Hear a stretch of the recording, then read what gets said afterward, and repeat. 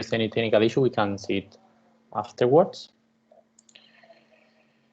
Okay, so yeah, I was saying my name is David Redondo. I'm part of the UCS training team, and we are taking care of the training, all training related to previous Umoja implementations, and now focus on DPSMP project. And Valentina is here with me. She's also from the team. Maybe Valentina, you want to introduce yourself? You are mute. Sorry. Good morning, everybody. Yes, we have been delivering this training since the beginning of June, so it's a pleasure to have you here. And yeah, we are going to spend the next 7 days introducing this very useful solution to all of you. Okay, thank you. So this is, I think, the 4th training, yeah, something like that, about DPSMP solution and cross demand that we are delivering. This one with the particularity that most of you involved in the training are related to fuel, also management and demand. So I'm going to share my screen, and if you can, please confirm, okay, if you can see it. And then since the group is not so big, I think I will give you the floor also to introduce yourself. So be ready, and I will be asking you to introduce yourself. So you tell us from what entity you are, what is your role in the mission, yeah, only in a couple of minutes, and what is your main expectation from this training, and if you are aware of it. So let me first share my screen. Okay. Could you please confirm if you can see my screen? Yes. Yes. Yes. Yes. Okay. Yes. Thank you. Yeah. So since this is such a small group, I think we can do it very interactive. Normally, what we will be doing when we present is to monitor the chat. So if you have any question, from now on, you can write on the chat, and either Valentina or myself, we will be reading it, or you can also raise your hand, and we will give you the floor when we think it's the right moment. Okay, so please don't hesitate to ask. And again, if we think about demand planning, probably your experience might be very extensive. So we don't want this training to be a masterclass. There is no masterclass. This is 12 of us right now working together and learning from each other's experience. And we will explain how the solution, the DPSMP solution, has been designed and how this could be helpful for you in terms of planning. But we also expect your examples from your real life and your daily work to be shared with all of us. Okay, so now before we start with the introduction to the training, I would like to give you the floor one by one, so you can introduce yourself, you can show yourself if you feel like, and that will be better for us to understand your background and how to adapt the content to you. So let me start from the very first one in the list, Albert Munipi. Could you please let us know from what entity you are and your role and your expectation from this training? Yeah, hi. Hi, Albert. I'm Albert Munipi. I work with UNSUS. I'm in a fuel unit and dealing mainly with fraud prevention. So this is something new to me, actually. So I don't know what to expect. I guess I'm just going to learn something new. Okay, thank you. All right. So fraud prevention, okay. So Ambrose, thank you, Albert. Thank you. Yeah, thank you. Okay, my name is Ambrose Kaptilak. I work with UNON, Property Management Unit, and my expectation is to learn more about demand planning. Okay, so you also work on the fuel part? Pardon? You work mainly with fuel, or you said? No, UNON. UNON, okay. Yeah, UNON, yeah. But your unit is? Property Management Unit. Property management, and that you deal with all Yes. type of products, or particularly with. Yes. Okay. So you are all products. Yeah. all products. Okay. So Yeah, you're okay. Understood. Thank you. Okay. So next one, Antene Senai. My name is Antene Senai. I'm from MINUSMA. I'm chief of fuel unit. I want to learn about demand planning and to use it and implement it in the mission. Thank you. Thank you so much. Thank you so much, Antene. Thank you. Nice to meet you. All right. So let's see, Babacar Diop. You're already sharing. You have a nice background with lots of molecules there, or something, or planets. I don't know. Babacar, nice to meet you. Nice to see you. You are on mute, Babacar. You are muted. Sorry. Okay, yeah. My name is Babacar Diop. I am working in the fuel unit as a fuel operation officer, dealing with budget and also the day-to-day operation to satisfy the client. I am here and also managing all the contract amendment and all those things. Now I'm here to learn more also on demand planning, because I'm working closely with my colleague Mohammed. He will talk about, because he's also doing invoicing and budgeting, and we are working closely because all the planning assumption I have to provide to him, and closely we are working on the budgeting and all these things. Okay, thank you. Okay, thank you, Babacar. Sorry, I missed. From what entity are you? I'm in UNSOS, working in the fuel unit. UNSOS as well. Okay, same as yeah, Albert, right? Yeah, same as Albert. Yeah. Okay, so thank you, Babacar. Deborah, how are you? Good morning. Hi, good morning, everybody. My name is Deborah Onyango. I work in Union Property Management Unit. We really don't have fuel inventory at Union, but just to give you perspective, we support UNEP and UN Habitat outposted offices. We help them with requisitioning sometimes, creating shopping carts. So the real big gain for us in this training would be for us to understand the fuel part in demand planning, so we can be able to provide adequate support to our clients. And also just to know about demand planning. For Ambrose and I, it's a new concept. Some of our colleagues have already taken this training in different parts.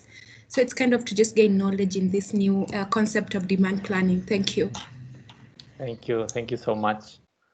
Thank you so much. And then next one is Gisela. Are you there? Yes, I am. How are you, please? Good. Good morning, everybody. My name is Gisela. I'm in UNSOS.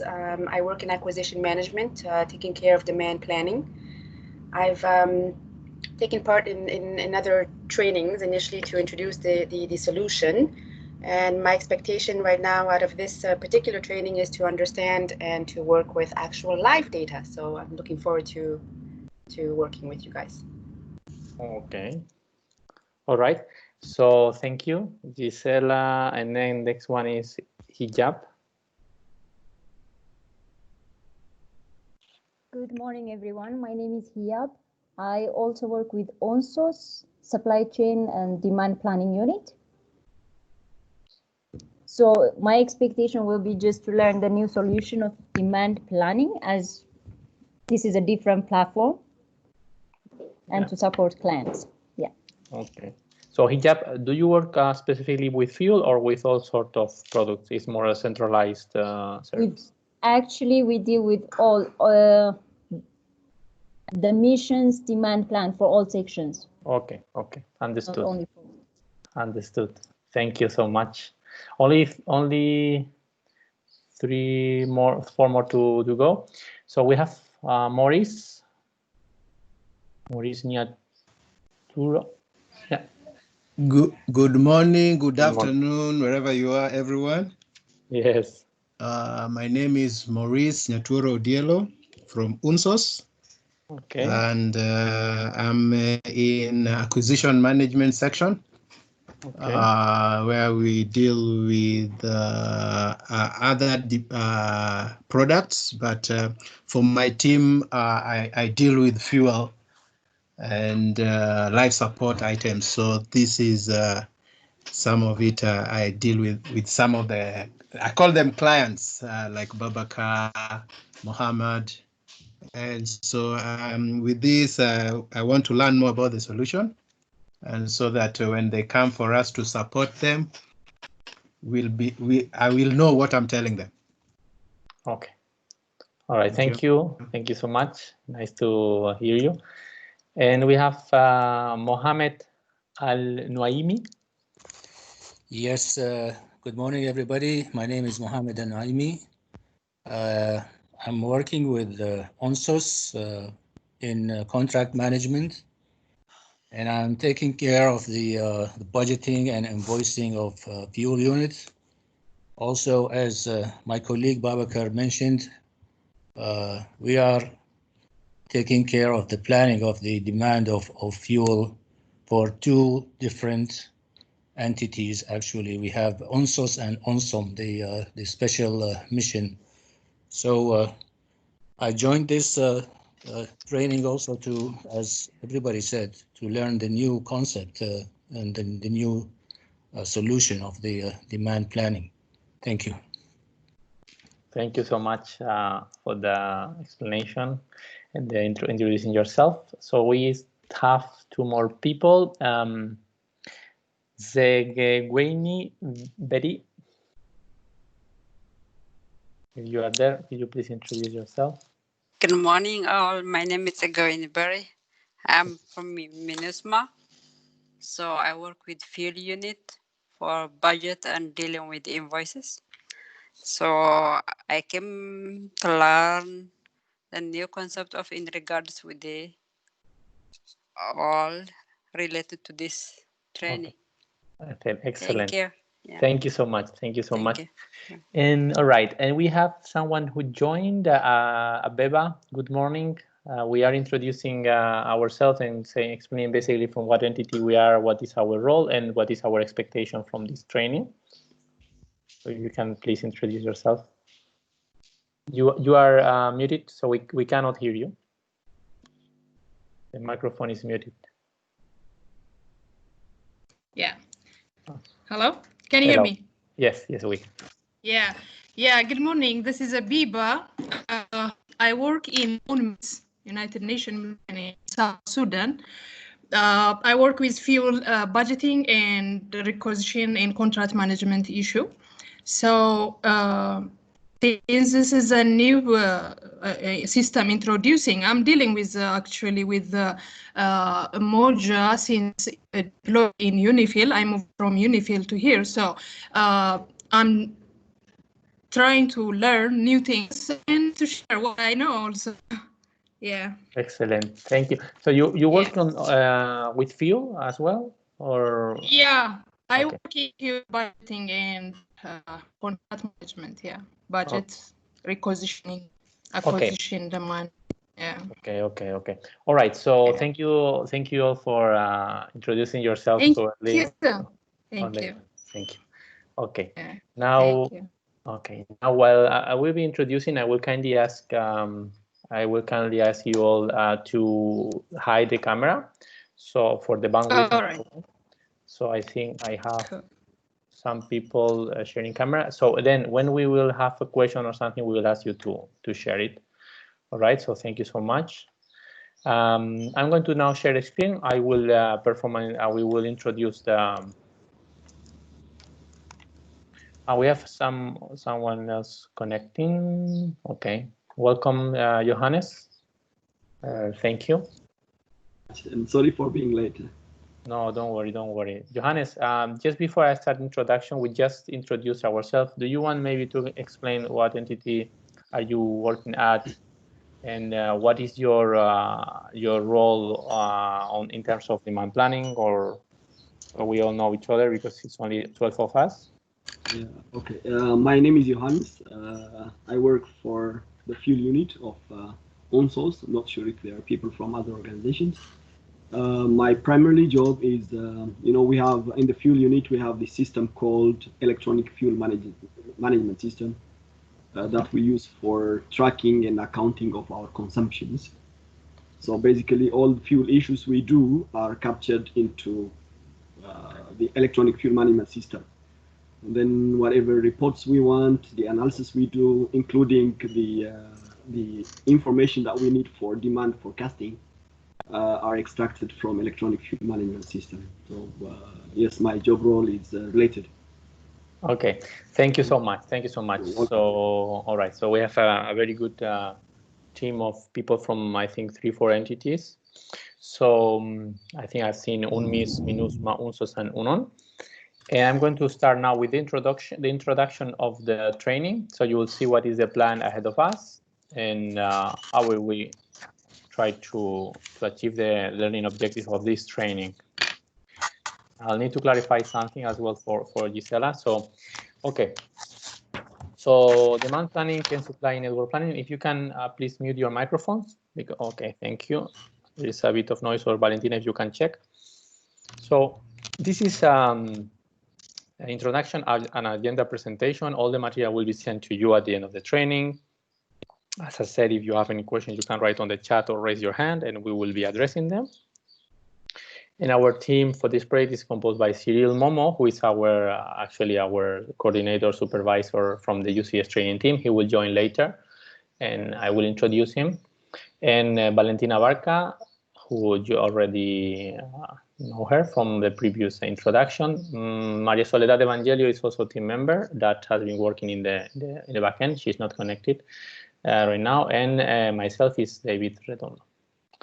So well, we always start with this quote from Eisenhower that says, "Plan is nothing and planning is everything," because during this training we will be focusing on the planning. Well, a plan is created at the very beginning. We will work a lot with the concept of the rolling plan, that is the plan that is going to be adapting. So we will focus on the process of the planning. Demand planning in this case. Now, this is what you see here is our journey so far in terms of, let's say, demand planning and how other documents that or events that affect demand planning. So we started in 2014 with the supply chain vision and strategy and on the blueprint, and then also with implementation and we started with trainings on SCORE. Okay, then yeah, in the logistic division and DOS. So the DAP tool was implementing the demand and acquisition planning tool, and there was some other let's say facts that are relevant and are related to this, not establishment of the TIG and the business requirements gathering. But well, okay, we had the solution and the design and so on, and now we are at the end. We are in 2020, so we are implementing already the demand planning DP-SMP solution that stands for demand planning and supply network planning. So this is a bit to put the things into the context. And from here, we are delivering a series of training related to that. Now, some slides of introduction about the evolution of planning also in UN. So in the past, Excel was used as to prepare the draft budget, and then there was a lot of manual data entered and capture. There was not really integration with existing system until DAP tool came. That was already a good improvement. This is a web-based application that contains planning at material ID level and the ability to aggregate at a higher level. There is some integration in this solution, for example, with contract data. However, it's incomplete integration with other elements like consumption history and purchase order data that give us very valuable information. So the DP-SMP solution that we are implementing and is going to be implementing phase by phase will bring the demand planning to a different level where we can have real-time information, and this will help us to analyze and have an improved visibility and traceability of the planning. This is what we were going to be seeing during this week, actually.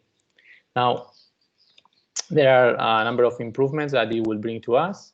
For example, having the aggregation at category and UNSPC hierarchy level, we will explain that. So we will be performing the planning, and then we can analyze that. For if we talk about fuel, we have different service IDs for different type of fuels, and we can analyze that at service ID level, or also aggregated data at commodity level, for example. It allows, this solution gives visibility on all entity demand planning, has integrated data across supply chain, improves accountability, also the process is streamlined, etc., etc. So who are we that we are talking to you about this? We are the UCS training team. It's part of the MOIA coordination service, and this is the picture of us, so you can put a face to us. Part of this training, we have Cyril, Valentina, Sol, and myself, but all the team is always, and I think Yolanda is also supporting on the admin side, but this is all our team. So I think some of you might know some of my colleagues from previous trainings as well. Our functions as UCS training team is, as you can imagine, is delivering training, all right, and linked to the projects or some other related to business that are already established.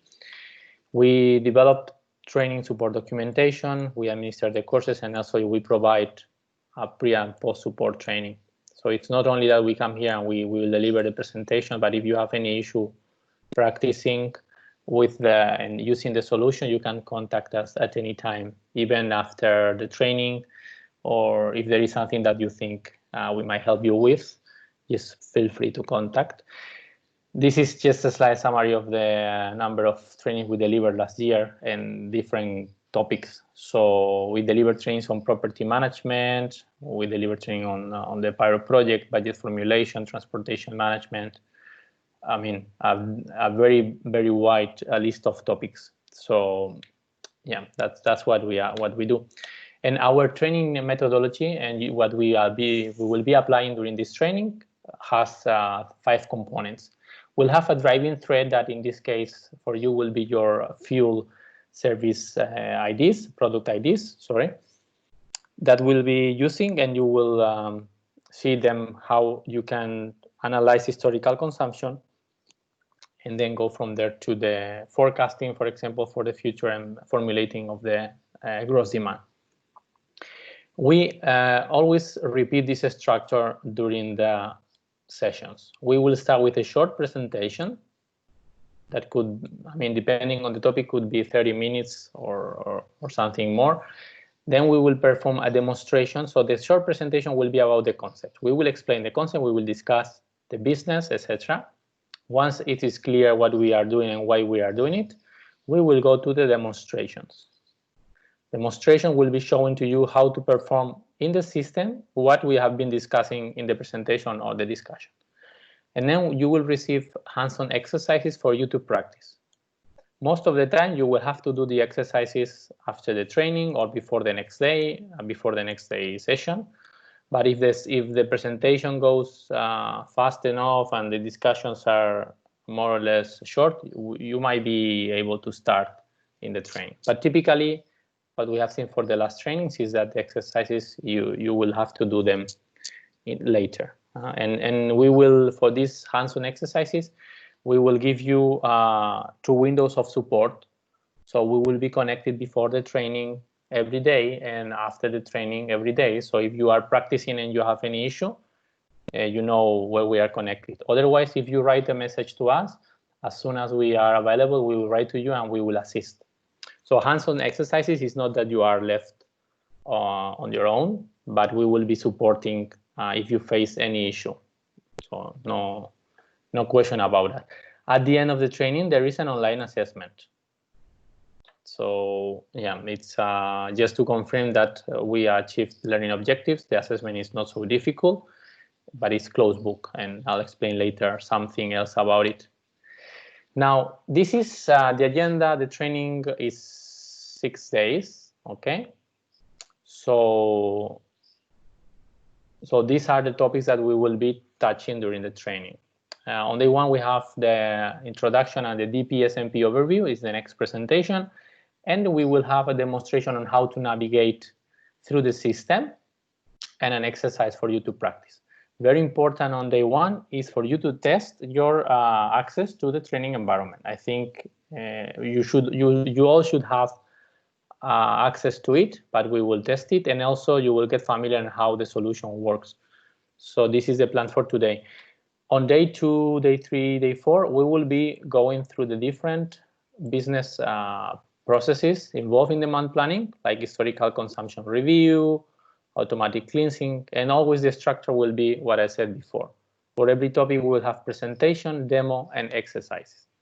So on day 2, we'll see historical data consumption and automatic cleansing. On day 3, we will focus on demand forecasting. On day 4, we will see EPP demand overview, which is entity priority project.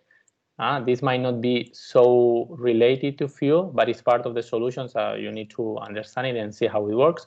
And then we'll see if you have real cases to apply that. Master data on day 4 as well. And then day 5, we will look into the equipment portion of the solution. And then I have some questions for you to understand if you also manage fuel-related equipment or something. Eventually, we'll go to dollarization, which is transforming the gross demand onto dollar value. And on day 6, we will have some exercises as well related to gross demand. Okay, and day 5, we also touch the gross demand overview. It's another presentation. And then on day 6, we will do the exercises and a snapshot. At the end of the training on day 6, we will have a summary, the training summary. So we will review together everything that was done during the training. All the time, all the topics, we will see them at least 3 times. When we introduce the topic, when we discuss the presentation, etc. Following day, typically we will have a summary that we will discuss, where we will discuss again the topic of the previous day. And at the end of the training, we'll have a summary to make sure we are on the same page. On day 7, we'll have the assessment. Okay, and the survey, that is a survey from your, let's say, client satisfaction perspective. So where you will evaluate if the training was appropriate and what can be improved, etc. This is the agenda. So yeah, we have the conceptual exam at the end. It will be an online exam, 30 questions, and the duration, sorry, I modified, yeah, we'll tell you about the duration. I think it's 30 minutes, huh? Sorry, because there is an error here. So the duration of the assessment will be 30 minutes for 30 questions. It's open book. Questions will be discussed widely during the training, and then if you go through the training without let's say paying attention and focusing, it's going to be okay. So this is the introduction. Is there any question about the agenda before I talk about our expectation and also clarify something? Any question, Valentina, on the chat? Not related to that. Yeah, no. Okay, thank you. So David, just yes. What about the time schedule? So like, what yeah. would the typical day look like? What time are we starting, breaking? Yeah, it's always the same. Yeah, it's always the same. Yeah, I have it actually. I think I have it actually here. It's always the same. We will be starting at 10 every day, and we will finish in at 13. This is Spanish Valencia time. Okay, so it's 3 hours. So from 10 to 13. So I think you have received the invitations, right? So you have them in Teams, but basically the day is always the same. It's from 10 to 1 p.m. From 10 a.m. to 1 p.m. Valencia time, 3 hours. We will have breaks because, of course, if we are presenting for 3 hours, we will be killing you. So from time to time, we will have breaks. So you'll take some fresh air, etc. But that's the time. Yeah. Sorry, I should have included in the introduction. Thank you. So only one more point about this, and then I have to clarify this also for Gisela. The rest of the expectations that I heard were more or less aligned to what we are going to presenting, or we'll be presenting. So please, Gisela, if you are there. So this training, essentially, you already attended one of the previous one. So this training, in terms of overview and exercise, is not very different to what you attended, but we will be using some fuel service IDs that contain the consumption data that came from production. So yes, you can, if you want, you can check into the training environment this consumption data, but it's it might be a big part of it, a repetition of what you attended. So it's up to you to assess if you stay and you review the concepts. In terms of production work, I know the Amarin and the team of deployment is sending some meeting invitations for operationalization. So I'm not sure if you are attending this one thinking that is the other one, but we can take that offline if you want. In short, the content that we will be delivering is similar to what you received in the previous training, but it's true that in the system, we will be also seeing fuel production data. Just to clarify, not to set a false expectation, Gisela, if you are there. Yeah, thank you, David. I think I'm in the wrong training, to be honest. I was supposed to be in operationalization. Exactly. So maybe you can write to Omin or Valentina can forward to you the invitation. We are starting with the operationalization in the afternoon. So. Yes. Okay. Thank you. So having said that, thank you all for your patience, and let's start then, if there are no additional questions, with the David, I have a question. Yes, please. You know that two of us from MINUSMA are attending this training from New York and further than that, and we have to walk early morning, like 3 o'clock and 4 o'clock. Oh, that's too bad. No, I didn't know that. Sorry. So I didn't realize that you were sitting in New York as well.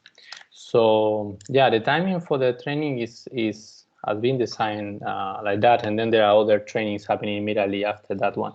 But what we are doing is recording the sessions, okay, and then also we will have availability to clarify. So maybe as we did with some other colleagues in the past, maybe you can watch the video, and then in your morning we are available if you have any question. So because our working hour will be overlapping with your morning as well. So we will be sending the recording every day, and then if when you watch the video you have any question in any minute, we can just discuss together, and you have like private lessons. Okay. No, I have never thought the group would be so short. I mean, I would have requested you this earlier, but I found out now that there are very few people, and we could have just, I don't know, maybe program, as you said, you may have other programs as well, but. Yeah, because we also have the operationalization, but let's do that. I'm sorry for that, and yeah, the recording will be there. We will share it with you every day after the training. So at the end in the recording, we will be explaining things and will be discussions. So if you want to watch the video, and then we are here to assist if you have any question, like if it was in the class. Okay, so no problem. Also with the exercises, we will be available. So okay, thank you. Thank you. And thank you for joining. If it's I mean, it's in the night, right? So okay, so let's start with the overview. So at least with this presentation, we'll have more discussion, and we'll define the baseline for the rest of the training. So let's see if we all agree with what we are going to see now. 1 second, I'm going to share screen.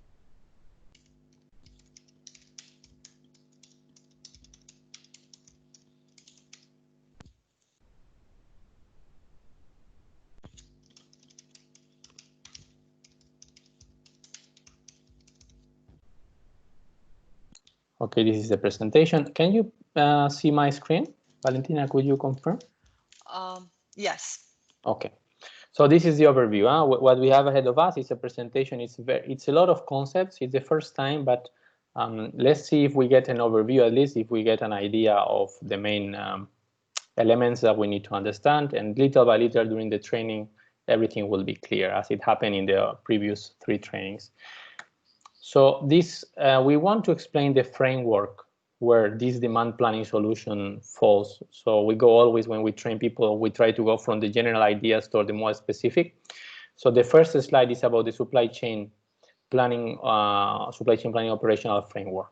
Okay, so the supply chain planning operational framework contains a list of planning processes, policies and guidance, organizations, systems and tools, and different elements are involved on that.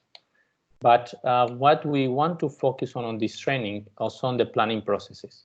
Okay, that is part of the supply chain planning operational framework. So during this training, we are going to be looking at elements related to the planning processes. And demand planning is one of these processes. Okay. Now, as part of the planning processes, there is this standard, the supply chain operational, how it's called, reference, no? I don't remember the acronym anymore. But it's called SCORE. This is a standard that defines the processes that are the processes that are very relevant for the planning of the, for performing and operate the supply chain. Are you familiar with SCORE, with this supply chain operational reference model? Are you familiar? Do you know what is SCORE? Have you received any training? If you can reply on the chat, if you know what SCORE is, if you have been trained before on this or not. Valentina, could you please? One second, I was sending something to Gisela. Okay. So let me see. Yes, Deborah answered yes, but she's the only one. Okay. Mohamed said not for me, so maybe we can briefly say. Okay, so what so it's this, about, yeah. Yeah, so SCORE defines a list of processes and practices that are, let's say, best practices to manage the supply chain process. And what you see on the left side are the main processes that are related to the supply chain. So we have the plan process, we have the source, we have deliver, we have return, we have enable, and we have make as well. That we don't have in the picture because it was not the, let's say, the main one. So during this training, we are going to focus on the plan portion of what is defined by this standard. So we are going to look at the planning activities associated with determining requirements to achieve the supply chain operations. So from the big picture, we have the supply chain planning operational framework, and we have SCORE standard, and we are going to be looking into the plan process. All right, so everything is falling into a big puzzle of processes, but we are going to be on the plan side. So if you are wondering why we are doing this in this way, why we are separating gross demand from not demand. For example, in this plan process, we are distinguishing between the gross demand and the net demand.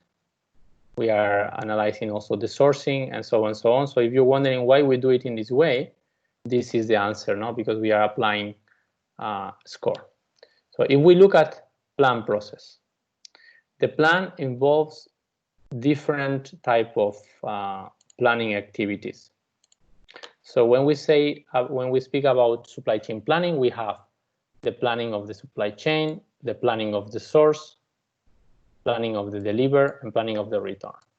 Okay, this is very theoretical, but our point here is that you understand that demand plan is part of the plan that is defined as per SCORE. All right. So I don't want to bother you with these things. This is all the reference material that you can see. So if one day you wonder why we do this in this way, we can always go to the reference that explains the process, the benefits of doing this in this way, and how every process is related to each other. So let's talk now about the planning of the supply chain, which is more our topic. I hope you understand that we are explaining here is the big picture and trying to get to where demand plan fits. So we have different scopes for the supply chain planning. We have the strategic supply chain planning that is performed at global level to meet the long-term supply chain management vision, goals, and objectives. And then this typically is a plan for long-term outlook of 2 to 5 years.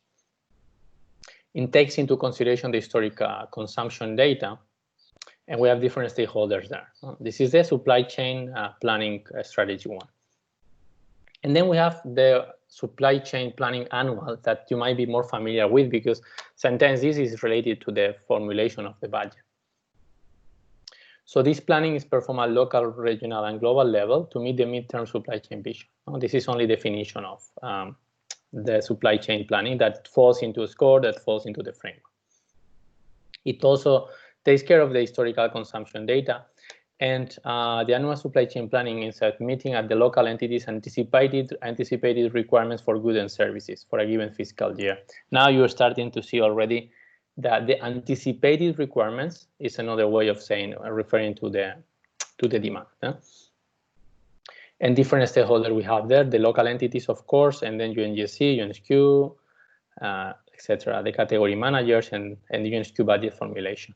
Now we're going to talk more about that concept. And then we have the supply chain planning, but at monthly level. So this is more looking into the short term.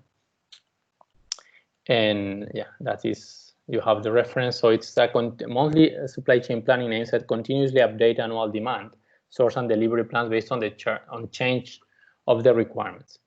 This is somehow a concept that we are going to introduce in relation to what we call the rolling plan that we'll see later.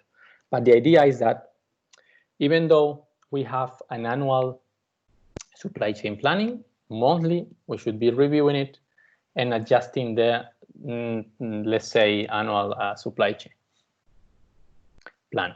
It takes into consideration the historic consumption as well, and then the stakeholders are similar. But now let's talk about the annual supply chain planning. What steps it involves? So we have, as part of the annual supply chain planning, and this is, I think, an important slide that gives us an idea of what we do. We have to develop the demand plan. So you see now that we started saying, I want to understand more about the demand plan. So the demand plan falls in the supply chain planning or annual supply chain planning if we want. This falls into the score planning process, and the score planning process falls into the supply chain operation framework. So after the demand plan, we have the source plan, and we will see these concepts later to make sure we are all on the same page. So we have the demand plan first, then we have the source plan, then we have the acquisition plan. Now, for some of you, there might be something new here, because you might, in the past, some entities were starting directly from the acquisition plan, and this connected to the sourcing as well, no? So, but not in all entities, the real demand plan was being doing. When we have the delivery plan, and then we have the finalization of the annual supply chain requirements. But there are these 4 steps: demand plan, source plan, acquisition plan, and delivery plan. In this training, we will be focusing on the demand plan, okay? This is going to be our main focus. But in this overview today, only today, we want to explain these elements so we are on the same page. So we might be understanding better, because this is kind of the end-to-end process. So you need to understand what comes after to understand also better the purpose of having the first thing. Okay? Is there any question about this slide? We have a small group, a small audience, so if you want, feel free to jump in. Okay, no questions on the chat, but anybody wish to talk, please. Okay, does it make sense? Are you following? It would be good also if you say if it's clear, you can say yes. If not, if you want me to repeat, because we need some feedback from you. Otherwise, I don't know if I'm not explaining well myself. So I guess this is clear. This is only an overview, but also when we will be asking, please reply clear if it's clear to you, or give us also positive feedback so we can move ahead without hesitating. Okay, so demand plan, source plan, acquisition plan, and then delivery plan. So we will be focusing on demand plan, but we'll try to give an overview about the rest of the processes in planning. Remember, we are only talking about planning here. So we're focusing on the plan portion of the supply chain. Okay, I have a question. Okay, please. Okay, for all these processes, it is also, I'm just asking if it is also for good and for service. Absolutely, yeah. This is all applicable to goods and services. Yeah, correct. So also for services, you will have the source plan. You will identify who is delivering the service and acquisition. And we'll see now step by step. This is kind of the end-to-end process, while the scope of the training is more focused on the first one. So this would be the end-to-end process on the supply chain planning. Quick, yes, please. Johannes again. Now, I mean, I was trying to map the fuel operations, fuel supply chain management processes into this chart that you showed us. Yeah. I know we're doing demand planning because of the annual budgeting processes, but when it comes to source planning, acquisition planning, delivery planning, how does it relate to the fuel acquisition process? Considering the fact that we have long-term fuel supply contracts with the contractors, so like the sourcing is done like every 5 years, kind of. Exactly. So now when we have few slides about the source plan, so we can discuss this into detail. But actually, yeah. So let's wait for a few slides, and then we see how this applies to the fuel. Okay, and then you'll tell me, because if you have already the sourcing agreed, that is something that you might not need to add in the plan. Okay, or maybe you do it, but you don't do it annually. Okay. All so right. let me advance a bit.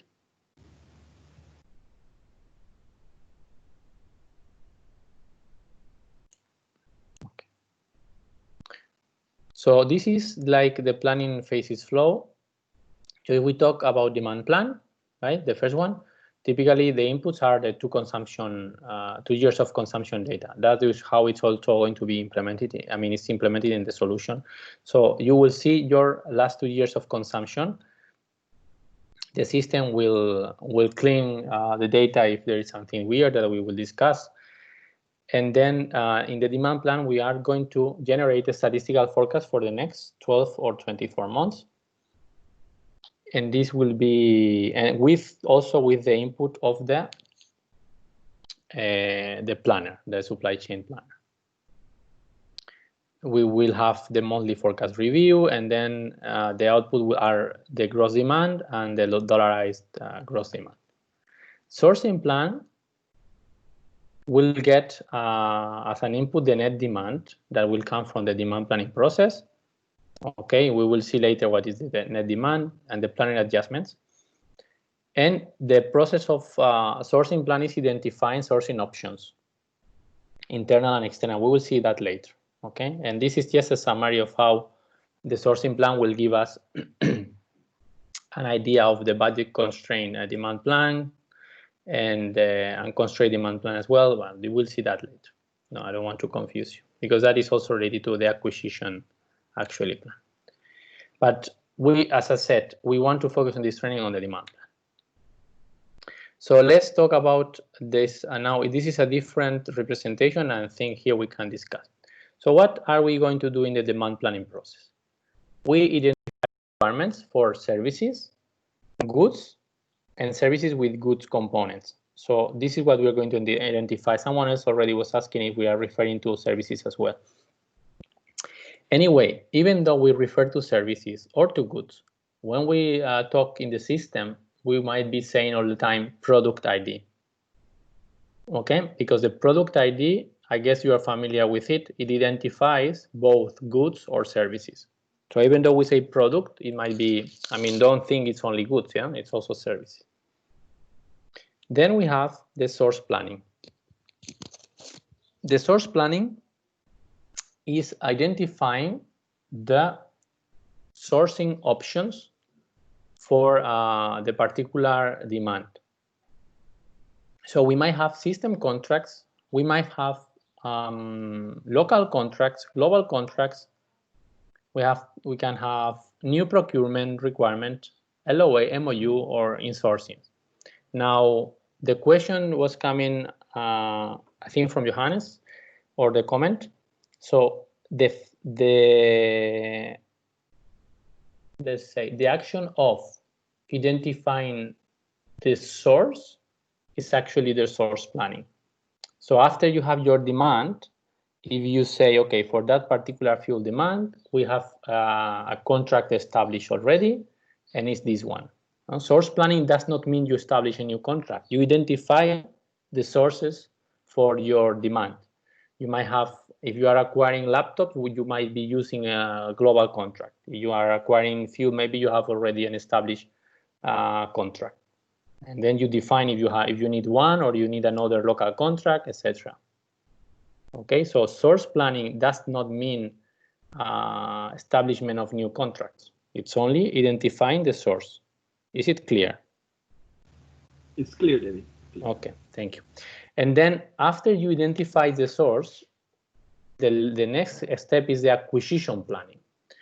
Acquisition planning is already speaking about, okay, these are the sources, but I'm going to acquire this quantity from this type of contract, okay, this quantity from this other source, etc. And then is where we develop the mission acquisition plan, the regional acquisition plan, and the global acquisition plan. Again, this is only to give you an idea of the full end-to-end, but during the training, we are going to be focusing on demand planning.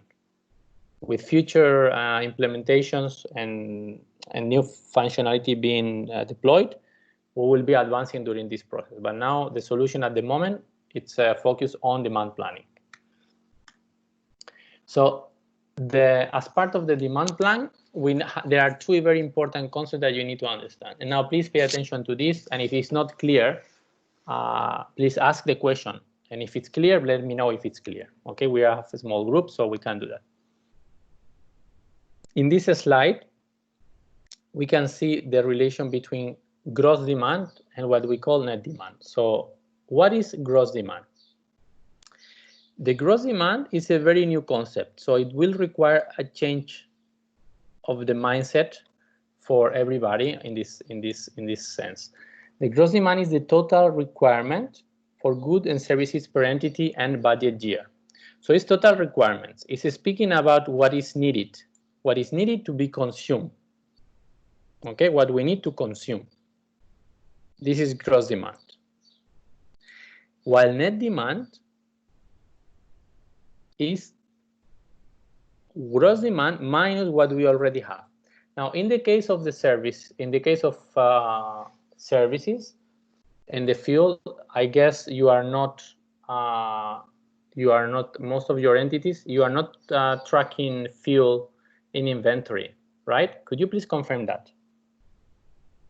So you are managing the fuel as a service simply, right? But you are not, let's say, tracking the liters of fuel that you have in inventory in Umoja, right? Could you please confirm that? Except for the reserves, they are like this. I mean, Mohammed and Babakar might correct me, but I guess what's in Umoja is only the strategic reserve and the local reserve, which is owned by the mission, and the value is already paid for the contractor. But the operational stock that we use for day-to-day support of the mission is not in Umoja. Okay, so you pay for the, maybe you have a tank and then you fill it, and then with the service you refill it or something, no? But you are not tracking every single consumption or refill of vehicle in the system in Umoja. David, may I add to this? Yes, please. We have a turnkey contract. Okay. Globally, every mission has a turnkey contract. And the turnkey contract is the contractor is responsible starting from the source up to the end user. Yes. As just Johannes said, we have what we call local reserve and strategic reserve, which is purchased by the mission and kept as a reserve. And the contractor in that case is taking care of or maintaining the reserve. Understood. So what is in Umoja or what we report at the end of the year is and the reserve only, the strategic reserve and the local reserve. All the rest is taken care of by the contractor, and we pay the contractor at the end by the amount of fuel he has delivered to our equipment. Okay. Okay. So let me first try to clarify this concept, and then we'll see if it, in your case, in some of your scenarios, gross demand might be matching net demand. So if we talk, for example, about laptop, it would be very easy to, laptop or bottles of water, for example. If we talk about bottles of water, it would be very easy to understand. No, we might see analyzing consumption of water, and we might see that the gross demand is 10 bottles of water, for example, monthly, something like that, something very easy. So we say, what is the gross demand? 10 bottles of water. Why? Because we consume 10 bottles of water. This is the gross demand. This is really what needs to be consumed, okay? What we need to consume, our requirement for this particular good or this particular service. Now, do we need to buy 10 bottles of water? That would depend on how many bottles we have stored. So gross demand is what we need to consume, while net demand is more related to what we need to buy. Okay? So to get your net demand, you need to know what you have in the inventory. So if your projected inventory holding is 5, you said, I need to consume 10 bottles of water, but I have already 5 in inventory. I will need to buy 5. Okay? Of course, respecting safety stock that you might have. Okay?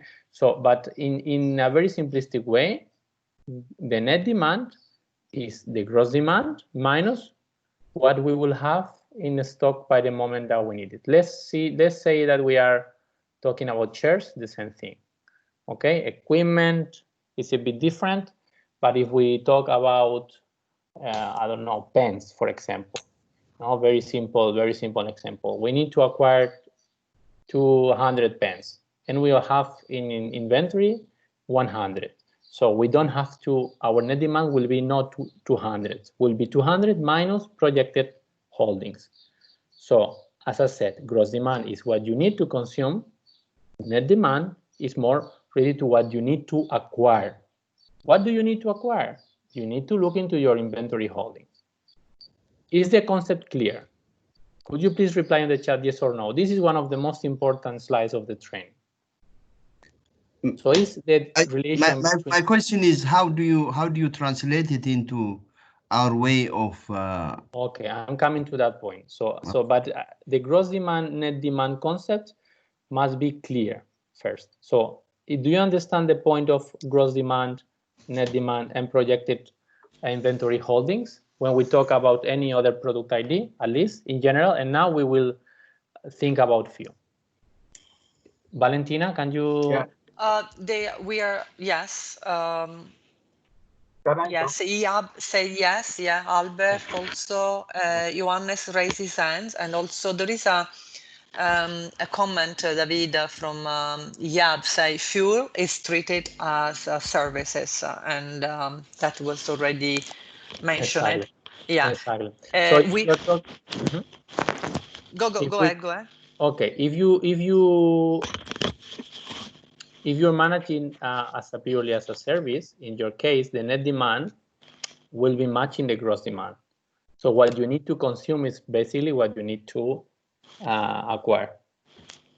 But if, because I think maybe in one entity, if you have fuel in your inventory, you might need to review it.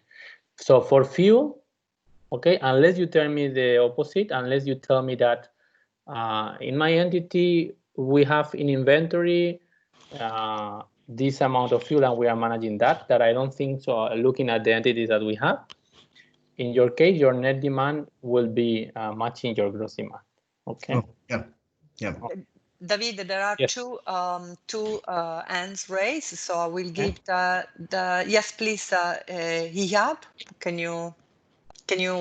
You have the floor? Yes. Okay, thanks. I just want to clarify, currently the way we are doing demand in the mission on source, I'm just talking about on source. For all services, we're just taking the gross demand. I mean, the gross demand, because we are not doing inventory on services. Yeah. We're just taking it based on the consumption from last year. So that's how we're doing it. Exactly. So fuel is considered as a service. Exactly. Right. Exactly. So we don't so track that the is inventory. exactly. So, it's just the consumption. Exactly. So, but also understand as from the training point of view, and what we want to learn here is also how the DPSM solution works. No, so we have the demand plan. Now the service is a portion of it. So when it comes to service, as you said, and we are talking about fuel, and this is the scope of this session, since it's managed as a service and you are not tracking the fuel inventory, we will be the same. But still, you need to know that gross demand is one thing, net demand is another thing. Okay, and then in this portion of the solution, we are focusing on the gross demand. And the net demand is calculated later, is even out of the scope of this training. But these concepts are there. Okay, so for you to understand it, and then of course, if we are working only with fuel as a service, then we will not need to deduct anything. Okay. Okay, Babacar. No. Okay, I don't want.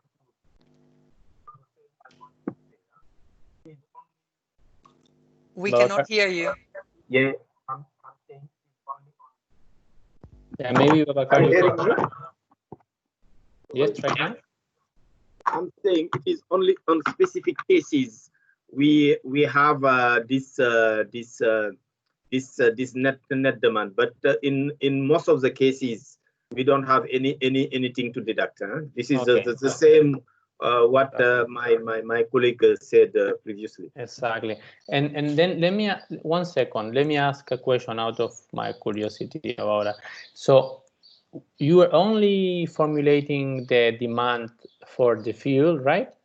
Do you have any other product that you are managing, like, I don't know, equipment related to fuel management, other consumables that are related to fuel? I don't know, I have no clue. Or you are only preparing the demand for fuel service IDs. Are there any other type of products that you are responsible for to prepare the demand, or this is maybe done by different units? If you can clarify that for me. No, yeah, we have sometimes some fuel equipment. For example, right now we have a demand on the pipeline with acquisition planning for generator fuel tanks. And this one, I think we use this concept of gross and net demand, because we are also taking into account what we have on the ground in order to avoid having, for example, more on what we need. You know, because because my understanding is right now, for example, even before you are going for a demand, you need to know what you have in your inventory. Exactly. If you have 10, for example, you want to purchase 10, or you are planning to purchase 10, you need to know exactly what is in your inventory, and from what you have in your inventory, you can now put your plan to purchase the net in order to meet your gross demand. Exactly. Or you have any other type of supply that you're managing the demand, like, I don't know, paper, I don't know, towels, I don't know, something that you use that is not equipment and is not fuel. Any other product that you include in your demand plan? It is mainly fuel and it is mainly fuel, and when I am talking about fuel, it is not. It is mainly fuel, and in terms of goods, it is mainly the fuel equipment. Okay, okay, but understood. The service, but time, but not all the time. For example, this year we have the equipment, but maybe next year we will not have the equipment because it is not a continuous demand. Yeah, exactly. No, for equipment, right now we have a turnkey contract, and the turnkey contract was meant to replace all these procurement exercise. For example, when I was in MONUSCO, I have to raise, for example, so many ITBs during over the year. But right now, and it was maybe 10 years ago, but right now with the new concept of turnkey contracts, we have the long-term fuel contract where we have all the services. And even in some contract now, we are having even the equipment provided by the contract. Okay. So yeah, for equipment, we'll have a session, I think, on day 4 of the training. So we will discuss. But I wanted to make sure that if you add any other type of product, because demand plan is demand plan, we need to understand the concept and the business, and then we will apply that to fuel. We will apply that to equipment. It will be all the, or if we have any supply, I don't know if you are consuming paper or cleaning products or whatever, oil, I have no clue. But you will apply the same process and the same business ideas. Valentina, you wanted to say? Yes, there are, before giving the floor to Mohamed, to Antine, I would like to read two remarks. Okay, one from Abeba, where she say operating as a maintenance services, mobilization fee. So there will be the other things that we are mentioned that will be included in the gross demand. And IAP say we do demand plan for goods and services depend on the section requirements. So just to reinforce what is being said so far, in terms of net demand, we have a question from Maurice. He says for things like strategic reserve, if overuse can contribute to net demand. I'm not sure I understood the question. So Maurice, could you please share with us how the strategic reserve works? Sorry, I wanted also to know, because this is mostly done by the fuel unit where they track the strategic reserve. But because this is put together, sometimes due to maybe delay in supply for the normal use, they could use this strategic reserve. So if they use that, my thinking was then this will like affect the net demand. It will be used in the when you're planning now for your next, I don't know. That's what I wanted to know, whether that can affect the net demand. Yeah, so if I understood the concept of the strategic reserve, you'll yes. tell me please if this is right or wrong. So you have a kind of a tank with a number of liters that is like the strategic reserve. And sometimes, I mean, you are getting fuel from the services, but there might be situation where you are consuming from that and you need to refill it. Is this how it works? The fuel unit guys can tell us. Can I just jump in? This is fuel. I come in? The strategy that we pay for the fuel for the strategic reserve and also the local reserve. And this is a one-time payment. I mean, in the beginning of the mobilization or the establishment. I think operations can also explain this more. But the concept of the strategic reserve is to have this maintained all the time with a certain level or balance, and we pay operations and maintenance fees every month for this reserve. Okay. According to the contract, this reserve should not be touched or should not go down to a certain level during a given time or in the month. So when it goes below the specified minimum level, the the O&M fees will be deducted. We will apply the liquidated damages for that consumption or the quantity that went down to the minimum level. So, exactly, but then in that case, if I may, so in your case, the gross demand will also be matching net demand, because it's like you have a kind of safety level of, exactly. of fuel, and you are always trying to reach that safety level. Yes. Okay, so Can I come in? Yeah. Can I come in, please? Yes, please. Sure. Yeah. Strategic reserve and local reserve in earlier days were included in the service, just like any other service.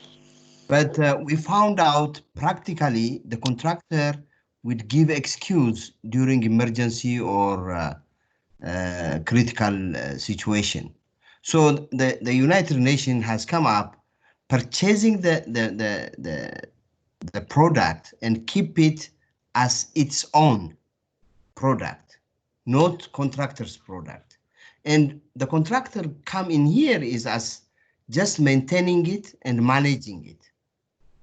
But when situation happen that we cannot have the product from the source, then the contractor, as per the contract article, will dip into the reserve, but he will return it back before a month. Before a month, he has to return it. Otherwise, the penalty clause will come. And of course, the penalty clause will come anyway if it is the low performance or the weakness of the contractor. So I think the strategic reserve and local reserve should be kept as a thing which we have purchased it and keep it just for emergency. All the others should not come as a demand planning. I mean, between us and the contractor, it is in the contract that during emergency we use it. The contractor can use it, but he will return it back in a month's time. Okay, so now I think it's clear for me as well. So let me recap. No, if we think about, and that's very important. You see, that's why it was important to clarify gross demand and net demand. If we look at to gross demand, what you will do from the fuel point of view is to analyze historical consumption, what is actually being acquired through the services, and that will give you your gross demand. Typically, the gross demand for fuel will be matching net demand, except for situations if you said that you are managing the strategic reserve and the level is not at the safety level that you have defined, and you might need to increase something when we think about the net demand. Now, for this process and this training, we are going to focus on the gross demand and how to forecast consumption for the following 2 years, understanding trends and consumption patterns. So remember that we are introducing the concept of the net demand for you to understand that there are two different things, not to mix it. But we are going to focus on the gross demand. Now, there is a hand raised from Anthony, I think, Valentina. So if yes, there is a hand from Anthony. Yeah. Yeah, that is. It is you. Okay. Okay. That's me. I wanted to.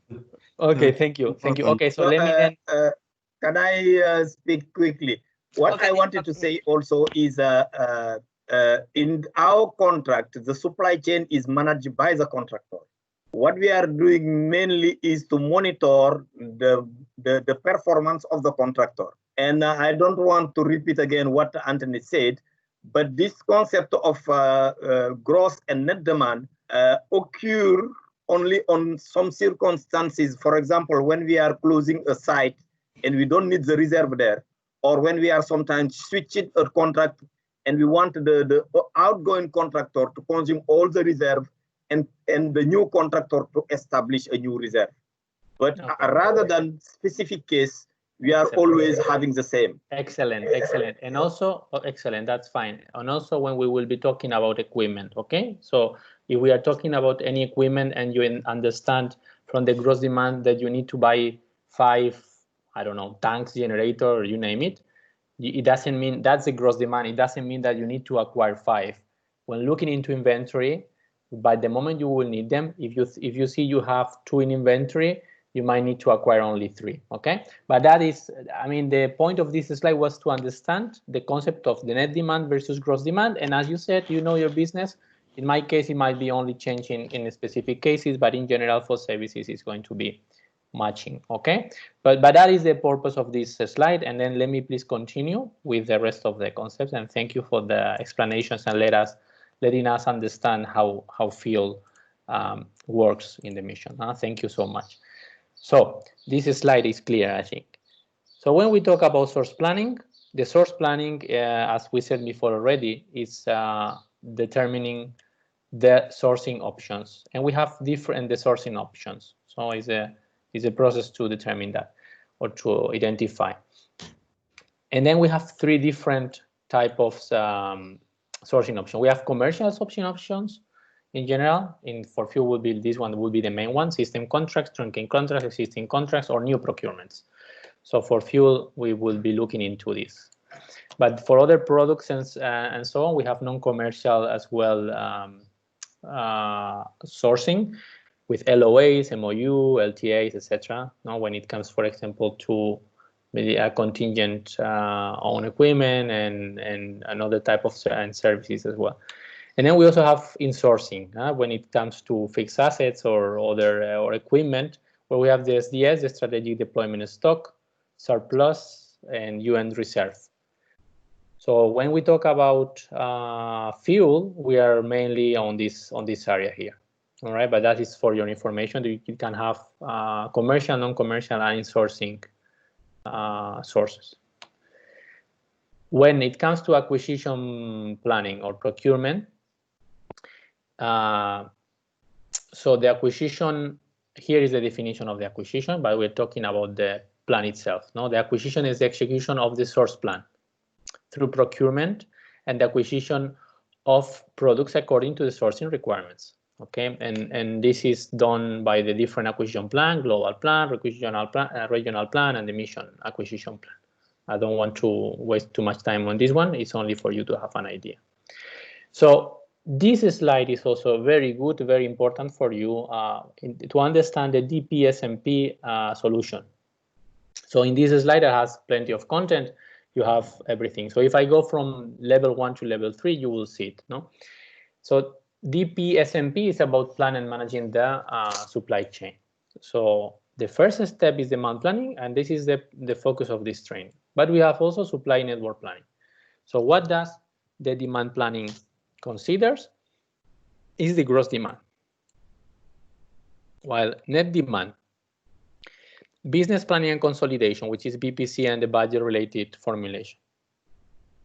Source and acquisition planning and inventory planning is part of what is called SMP, the supply network planning. The scope of this training is this one: demand planning, gross demand. All right. Then we have the IBP meetings that is happening all over the end-to-end process. So what does it? What do we consider in the gross demand? It's gather, analyze historical data, add insight and adjust historical data is needed, perform a statistical forecast. I think this one you will like it. And then entity priority projects in case you have anything, we will explain later, and additional demand. So the training focuses on this green box. Future trainings will take care of the future implementations of the SMP, but we are on the gross demand planning. Okay, I think there is a microphone open. If Valentina, if you can please check. So now we focus finally on gross demand. And this is the last slide before we go to a break. So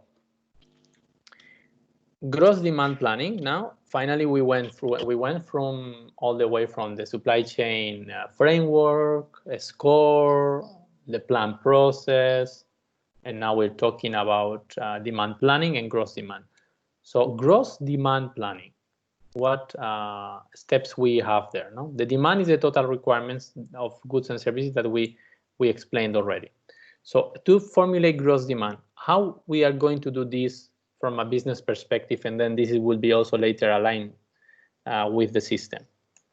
The first step is the historical data review and adjustment. So in terms of consumption, this data you will have it in the system, and in the case of fuel will be extracted from the electronic fuel management system, right, from EFMS. After the historical data review and adjusted, the system will be classifying the consumption pattern of all the services, and will run an automatic historical data classification. So we'll tell you, oh, this type of fuel is consumed constantly. There is a trend here where the consumption of this type of fuel is increasing, the consumption of this one is decreasing, the consumption of this product is sporadic, this type of things. The system will also perform some data cleansing, because sometimes you might have a data that is missing, or you might have an outlier, or maybe you have 3 months without any data, and then you have a big peak or something. The system will take care of that to prepare what is really important, that is the forecast. For you, this is very important. So these 4 steps is a sequence that you will perform in the system, but it makes sense to do it from the business point of view. Historical data review, classification, data cleansing, and forecasting. You see smoothing and cross-tone, those are 2 forecasting methods. We will see them on day 3, I think, on Wednesday. And in addition to that, we have some EPP demand, which is entity priority project, if you have any, and additional demand. All right, we will discuss about this. Imagine that you have, okay, we will discuss that one later. I don't want to create confusion, but this sequence of steps, it's important that you get an idea of how the gross demand is formulated. Review and adjustment of the consumption history, classification, data cleansing, and forecast. All right, this sounds like a bit like Chinese for you, maybe. I hope there is no one of you speaks Chinese, so you are not you're taking the idea. And but these 4 steps are defining the sequence that we will perform to have a gross demand formulated. So we have to analyze the past, clean the data, and forecast the consumption for the future. All right? Any question about this, or we can, I think we can go on break and then we do an exercise after you come back. Okay, any question about this slide? Is it clear? These 4 steps for the formulating gross demand: historical data review, classification, data cleansing, and forecast. During this training, we will go to each of these elements and we will see them in detail. We'll see what the system does, what in the business we are going to do, why we do that, why not we do it in a different way. And you will perform exercise. So we will go through all these steps. But at least if you can confirm if you got the idea of this flow of steps on the chat, and Valentina, you can give me feedback, please. David, just a question. Yes. Yeah, because in step 1, you specifically focused on historical data. Yeah. But now, like for example, for new missions where you don't have historical data, or if there is a significant change in the projected significant change in the level of activities of a mission, the historical data becomes irrelevant. I'm mentioning this because we had some dispute with the OIS auditors during our last audit. They don't seem to be happy with us relying on historical data for projections, although it's an acceptable process. They were saying, oh, we have analyze our operational requirements and then build the few requirements from there, from the operational plans. Exactly. So would this tool accommodate data sources other than the historical data? Yes, so there are here there are 2 things. No, there are 2 main inputs for the gross demand formulation: is the historical data and also the input of the planner. You are the planner, right? So if with your historical data, or for example, because it's a new entity, either you don't have historical data or you think you cannot rely on this historical data for any reason, even though you have the possibility to adjust it. If you look at your historical data and you think it's not reflecting reality, you have the possibility to adjust using your professional judgment and your understanding of the dynamics of the mission. But if this is still not enough, there is what is called additional demand that we will review during the training, how to add this gross demand directly as additional demand. So as you said, maybe the historical data doesn't give us a good forecast, and also you can adjust the forecast. So there are two working dimensions here. You can have the historical data, and if you think the historical data is not accurate because maybe transactions or service entry sheets were not processed on time, or the data that you are coming from EFMS system does not reflect reality, you can have the adjustment. The system will identify patterns. So if there is a trend or an increasing of the demand, will also be forecasted. When you have the forecast, using your professional judgment, you can also adjust it. All right, you can increase it, you can decrease it. But if apart from the historical data, you think that a particular demand is needed for these services, you can add it directly as well. All right, so it's not that we are constrained by this 4-step model. You have the freedom to adjust it if you think what it's given by the system has value, and you can add demand particularly based on your considerations. All right, did I reply to your comment? Yeah, thank you. Okay. Yeah, okay. Can I add something quickly? Please. Because I think sometimes also the auditor, they didn't understand for an operating mission and for a new mission. For example, for a new mission, there is a process used from UNHQ where you have to use a standard ratio depending on what is the planning assumption. Those ratios maybe sometimes they are exaggerated, but this is the internal process we have there using the fuel calculator, depending to the equipment they will use, etc. But this is what we have on the hand, because sometimes when they are setting up a mission, because I was part of to set up MINUSMA mission and MINUSCA, but you don't have any other information that what you got from your clients, what the military want, what the police want, what the civilian want.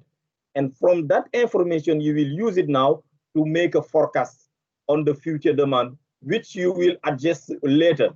Because to share with you how the process works, we use those standard ratio, but later also, we didn't want to go for a long-term sourcing plan. We went for a very short term in order to know how the mission will go.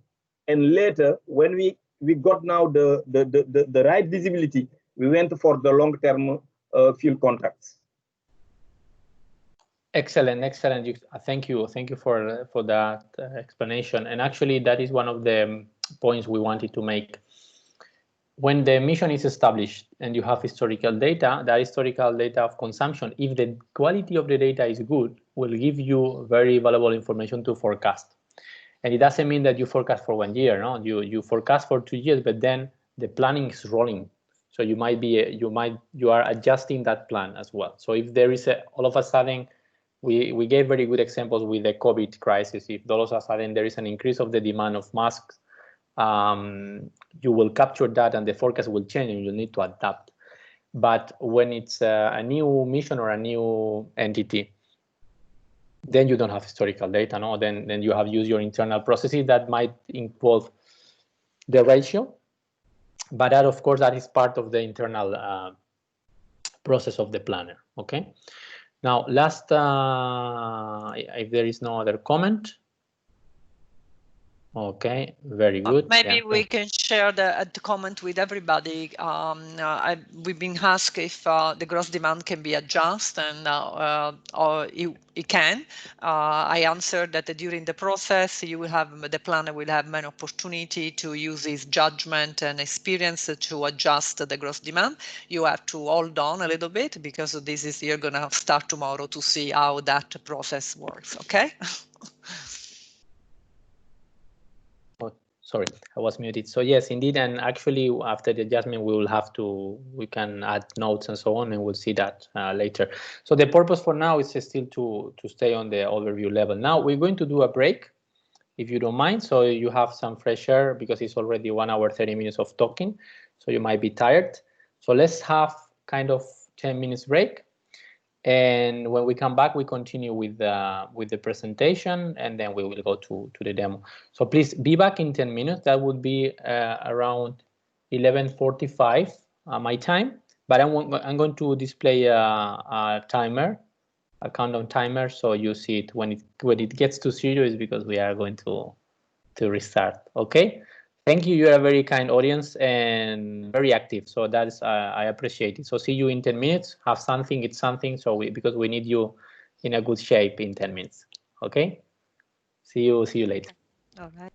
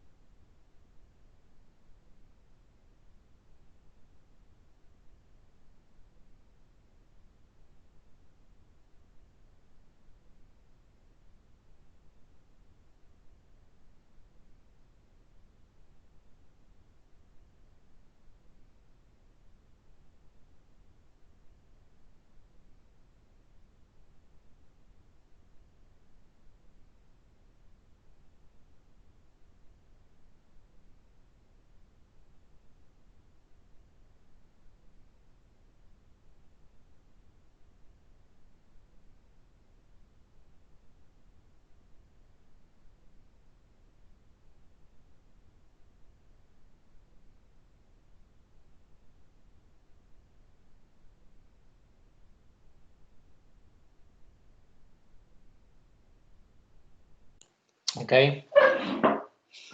Thank you for coming back. I think maybe CD disconnected.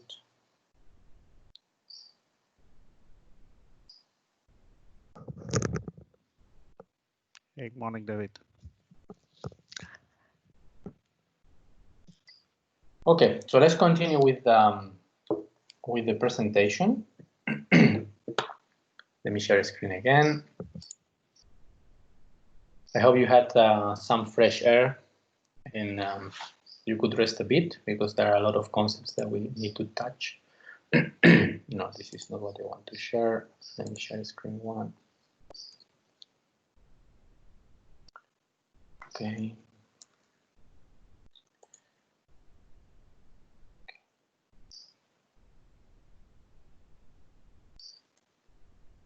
One moment. Can you see my screen? Could you please confirm with your voice? Yes. Thank you. Thank you. Yes. Thank you. Thank you. Thank you. Okay. Okay, that's fine. Yeah. So, Yes. All right. All right. Okay. So now, okay, we were here. We have a small game to. I mean, a small game for you to perform, but maybe I'll do it later, right? If we get tired. So what the last that we saw was the cross demand planning, and now we're going to see the DPSMP solution key elements. So one of them is the IPP meeting that I guess you are familiar with it. It's a decision-making forum where stakeholders from demand and supply chain are convening. And the purpose of this, the goal of these IPP meetings is to review and agree on a consensual net demand and ensure the alignment between the forecast and the reality. So this is the purpose of the IPP meeting, and that is a very important element of the from the business point of view. Of course, this is not the system itself, but it's useful to review and ensure alignment between the forecast and the reality. That actually it's a contribution for the rolling plan that I'm going to explain in the following slides. Before I go ahead, I believe Mr. Cyril Momo, yeah, is here. Sorry, Cyril. You want to introduce yourself? Cyril is our team lead from the UCS training team, and he was actually in a different training that we were it's running in parallel. So maybe Cyril, you want to introduce yourself to the audience because you have been also sending emails, I think. Yes, thank you, David. Good morning and good afternoon to everyone. Could you hear me? We can hear you. We don't see you. I see. It's Okay. like very dark in the. Is it better? Oh, okay, now we can see me. So good morning, good afternoon to everyone. Thank you, David, and Valentina for taking care of the training. As David said, I was also joining another training that is running in parallel with a different entity on source to acquire. So I just want to say, welcome to this training. We are doing as of now the third round. So you are in good hand with David and Valentina. You will be focusing on different type of products.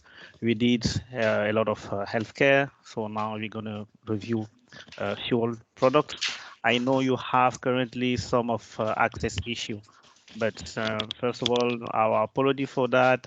We are not doing the technical support, so we are escalating all the issue to Umoja technical support, and we expect it to be resolved hopefully today. So all the screenshot and then the people who have issue, please send it to us, and then you will try to resolve it as soon as possible. So I just want to wish you for the remaining week and half, a fruitful and engaging training. So thank you, David, and over to you. Thank you, Cyril. Thank you. All right, so let's continue with the presentation. The next slide is about the rolling demand plan that I was mentioning. So the idea of this is also, it might be also a new concept.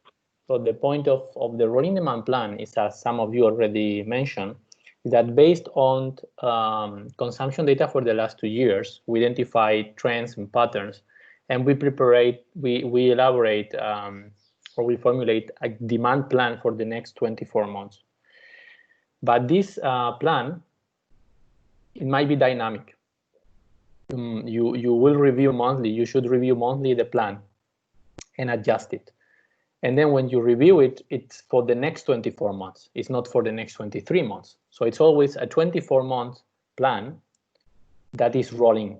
And then when for example, you need to prepare the annual plan at any moment, or you need to formulate the budget, or you need to understand the plan to get a picture, you only need to take it from the rolling plan. Okay, so of course, the plan can be consolidated and displayed at product ID level or at commodity. That's something we will see later. In this rolling period, we will see the next 24 months. But anyway, in the system, you can adjust all the plan for the following months. Okay, we typically call slushy period to the first 12 and liquid period to the following 12, because you have a better forecast for the what is upcoming, no? Because you have more certainty. Okay, but anyway, for you to understand, just as I said before, it's enough.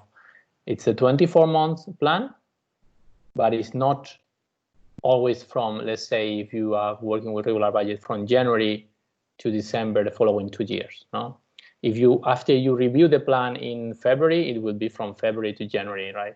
If you review it in the next month, so it's always a 24-month plan that contains the next 24 months, and then it's rolling. No? It's not aligned to the budget or whatever. No, the plan is based on where we are and where we are going and what we will need in the 24 months. Now, let me talk a bit about material master data and demand planning, something that we will review several times during the training, but it might be important for you to understand when you want to display fuel data in a more consolidated way. So we have what we call the UNSP hierarchy. All product IDs in the system, regardless if they are for goods or for services, some of them make sense to go together. So all this list of product IDs and services ID that before it was only a kind of flat list, now a different project has created a hierarchy to relate them. So they are categorized as part of the segment, family, class, and commodities. So all products, regardless if they are services or goods, they belong to what we call a commodity. We will see that in the system will be much easier to understand the concept. For example, you might have blue pens, green pen, red pen, and they all belong to a commodity. I'm just coming up with the example that is pen. Or you have different types of cables that could be consolidated into a commodity. So the commodity itself is a list of product IDs that make sense to go together. For example, for the case of fuel, you have different service IDs. But if I remember well, and then Cyril can confirm because he was preparing data sheet, they all belong to the same commodity. So if you want to get a report or prepare a plan for a particular product, you can do it. But if at a certain moment you want to see the demand plan, not at service ID or product ID level, but at commodity level, you want to see the aggregated data, you can do it. Same for the class, family, and segment. It's a hierarchy, right? So product IDs belong to commodities, commodities belong to classes, classes belong to families, and family belong to segment. This is a hierarchy, and yeah, we will see it in the system. This is what we call the UNSP hierarchy. And there is another hierarchy as well. Well, the common part is, for you, I don't think it's so complex because you will be always focusing on products and commodities. This hierarchy is based on the standard product and service code, the 4 levels. There is another one that is category management hierarchy that is more related to the category management itself and how the products are acquired, etc. And then we have the business area, category, subcategory, and we also have commodity and products. So when we work with demand plan, we will focus on commodities and products, which is actually the same for both categories. So you need to remember that the products belong to a commodity. And one commodity has one or several products. Now, if you want to aggregate data and see it at a higher level, you need to remember that there are two hierarchies. Normally, we are using UNSPSG hierarchy when we are on demand planning, but it's important that you know that you have the two hierarchies.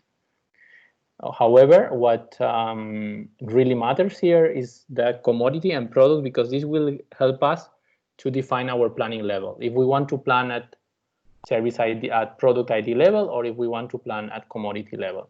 In an example, a very simple example for pens, if you want to say how many blue pens, red pens you want to acquire, or if you just say pens, okay? And then the system will derive how many of what type, considering historical consumption.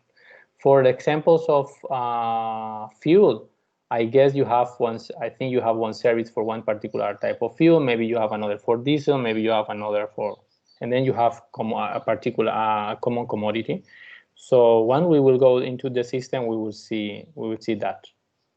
But it's important at least to know that there is a hierarchy of products. All right. Any question about this commodity product? That is something that you need to understand how this relates. That products can be grouped together and they go into what is called commodity. The commodity is a group of products that make sense to be managed together. Is this clear? Could you please give me feedback? Valentina, if you're there. Yes. Not answered yet. Okay, yes, it is. Okay. From Iab.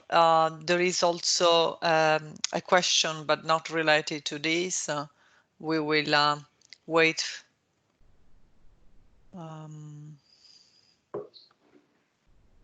Okay. Yeah, so there is a question. Okay, Maurice said yes, but at times one product might have two PIDs. Mm-hmm. So well, that shouldn't happen, no? If one product has two PIDs, probably one of them is disabled for procurement, or maybe one of them it's too generic. But if you find that such a scenario, just let us know, so we communicate that to the team in charge of the material master transformation project. Okay, so this is an example of the UNSPSG hierarchy. Of course, this is not exactly fuel, but at least you get an idea of how this works. We have the segment that is office. So we are talking about toners and printer and these things, no? So we have segment. The segment is called office equipment and accessories and supplies. Then we have the family. The family is, we have different families, no? One of them is office machines and their supplies and accessories. Okay, so the first one segment is about equipment, is more general. Then we're talking about office machines. And then we have different classes. One class is duplicating machines. And this is where we have the commodity called photocopiers. And then under this commodity, we will have the product ID for the different photocopy machines that we have. Another class would be the class that says printer and photocopier supplies. Okay, and then as part of the supply, we have toner. So the higher you go in the category, in the hierarchy, the more general the description. A commodity is already a group of product IDs. For example, commodity 03 in this case has all the toners. Commodity 01 has all the photocopiers. When we will go to system, we will see, when it comes to fuel, what are the service IDs and what are the commodities. All right, so you can see aggregate and disaggregate data in a way it makes sense for you. Now, this slide is very important. Now I beg your attention, and I need you to focus to understand this, because later we'll discuss it in the training as well. And so the sooner we get an idea, the better. When you are planning for fuel, you have to define the level of planning, the planning level. To define the planning level, you need to consider first one of the elements on the right side of the screen. Do you know what is plant? I guess because you are already involved in other activities. So the plant is defining the entity. So when you are preparing, I think there is some echo. If you can mute the microphone, please, if you can check, Valentina. So yeah. Okay. So when we prepare the plan, the demand plan or the gross demand, we can do it for the full plant, for the full entity. Right? This is your entity. It's defined by a plant. Now the entity is also broken down in what is called planning groups. Every entity may have done it in a different way, but for a particular entity, you might have one planning group for aviation, one planning group for transport, one planning group for healthcare, one planning group for engineering section, etc., and so on and so on. No, this could be an example of planning groups distribution. And when you are, or when the planner is formulating gross demand, can be doing it for the full plant, or it can be done for a particular section. If we talk about engineers, if they are planning consumption of bricks and so on, they might be doing it for their own section. But also, apart from these service delivery pillars, etc., you have what is called sublocation, because some big entities might have different locations in different regions, etc. So the sublocation will be identifying a fund center or a storage location if they are inventory related things. Now my question for you, and then I'll need to stop sharing. When you prepare the demand plan for in terms of fuel, do you as planner do it for the full entity, or you do it, for example, one person is in charge of fuel demand plan for transport and another one for another service delivery pillar for aviation, something? Or how do you do it? You do it in a centralized way for all the entity, or you do it by pillar, for example, or by unit? Could you please give me feedback? We have Abiba, for example. Yeah, yeah. In UNIMIS for where we plan for fuel for WCMS warehouse community. We have one cost center, which is supply cost center. We call it 10476. We plan it for fuel. This all fuel under this cost center 10476. I observe in UNISFA, for instance, the aviation fuel, ground transportation, and F&I is in different cost center. So in UNMIS, we have in one, fuel is in one cost center. But in some missions, for example, I'm giving UNISFA, they have separate cost center. Exactly. So when, for example, if you, one of the points is when you plan, when you formulate the gross demand, they have to decide if it's for the full entity or for a particular cost center. Okay. So this is where the organizational structure defines. A part of it is the planning level. Now there is a hand raised by Mohammed. Yeah. Yes, David. In UNSOS, we do the planning for all the entities. We have the fuel for generators, for vehicles, for let's say kitchen trailers, and different types of equipment, and also for the aviation. Okay. So basically, we do the planning for all of these entities, and also, as I mentioned earlier, we have two budgets, like the one for the special mission ONSOM and the one for the main mission ONSOS. Okay, but so even though the planner is the same planner for all, do you distinguish, like for example, when you are estimating consumption of fuel, I don't know, one example, do you formulate the demand plan, or you estimate the consumption for a particular section, and then you do it for another section, and then you do it for another section, and then eventually you have the aggregation, or you do it in general? No, we do it in general. Actually, before or up to now, we have four, let's say, groups or commodities, because we have the facilities infrastructure, which falls under engineering, and we have ground transportation, which falls under transport, and we have the air operations, which falls under aviation, and we have the fourth one for the petrol, which falls mainly under facilities infrastructure. So basically, we just segregate the requirements based on these four commodities. So for example, for facilities infrastructure, it's for all the generators, the kitchen trailers. So they fall under different sections. Okay. So, but then the one for aviation, we don't do the estimation from our side. We do it in coordination with the air operations, because it depends on the number of the aircrafts they have and the flying hours. So every beginning of the year, we base our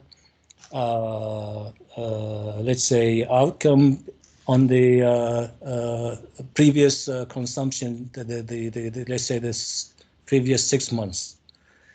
Mainly, okay. we calculate the let's say the prices for that period. But for the consumption, especially for aviation, it's the air operations who provides the estimations. Okay, understood. But when you say, so you disaggregate, you have the consumption or the requirements for these four different units, right? Eventually, you formulate it in general, but you get requirements from the different ones, right? And you estimate, and you can manage also with the solution the analysis of the trend for the different one, and then aggregate or disaggregate. So you might have the demand for the full entity, and you might also have it for the particular planning groups that you might have in your entity. Yes, and also, I mean, we have, as we mentioned, we have the operations and maintenance portion, and if we have mobilization, and I mean, we add these additional requirements. Okay, understood. Antene, you have a comment? Oh, sorry, or yeah. I just want to say, I think the pyramid, whether we are doing it in fuel unit or doing it separately, the pyramid explains that we have categorized, as it is said, between engineering, transport, and aviation. Okay. So in aviation case, I mean, the aviation are well organized and they give us their demand. But the same thing with transport and engineering as well. We have the ability to calculate it by FMS or by FCU or by historical data, but we still need their support to confirm. So I think the pyramid is whether we do it with fuel in fuel unit or otherwise, the pyramid explains how it should be done. I mean, exactly. It should be segregated into the different categories. Okay, and excellent. Then the sum of that will come to the plant. Exactly. Thank you. Excellent. Thank you. Yeah, understood. And then, yeah, we'll see in the real scenarios as well when you do operationalization how this apply. But I think you got our point. So, and then, but this, when we talk about the planning level, is not only defined by this pyramid. we have another one.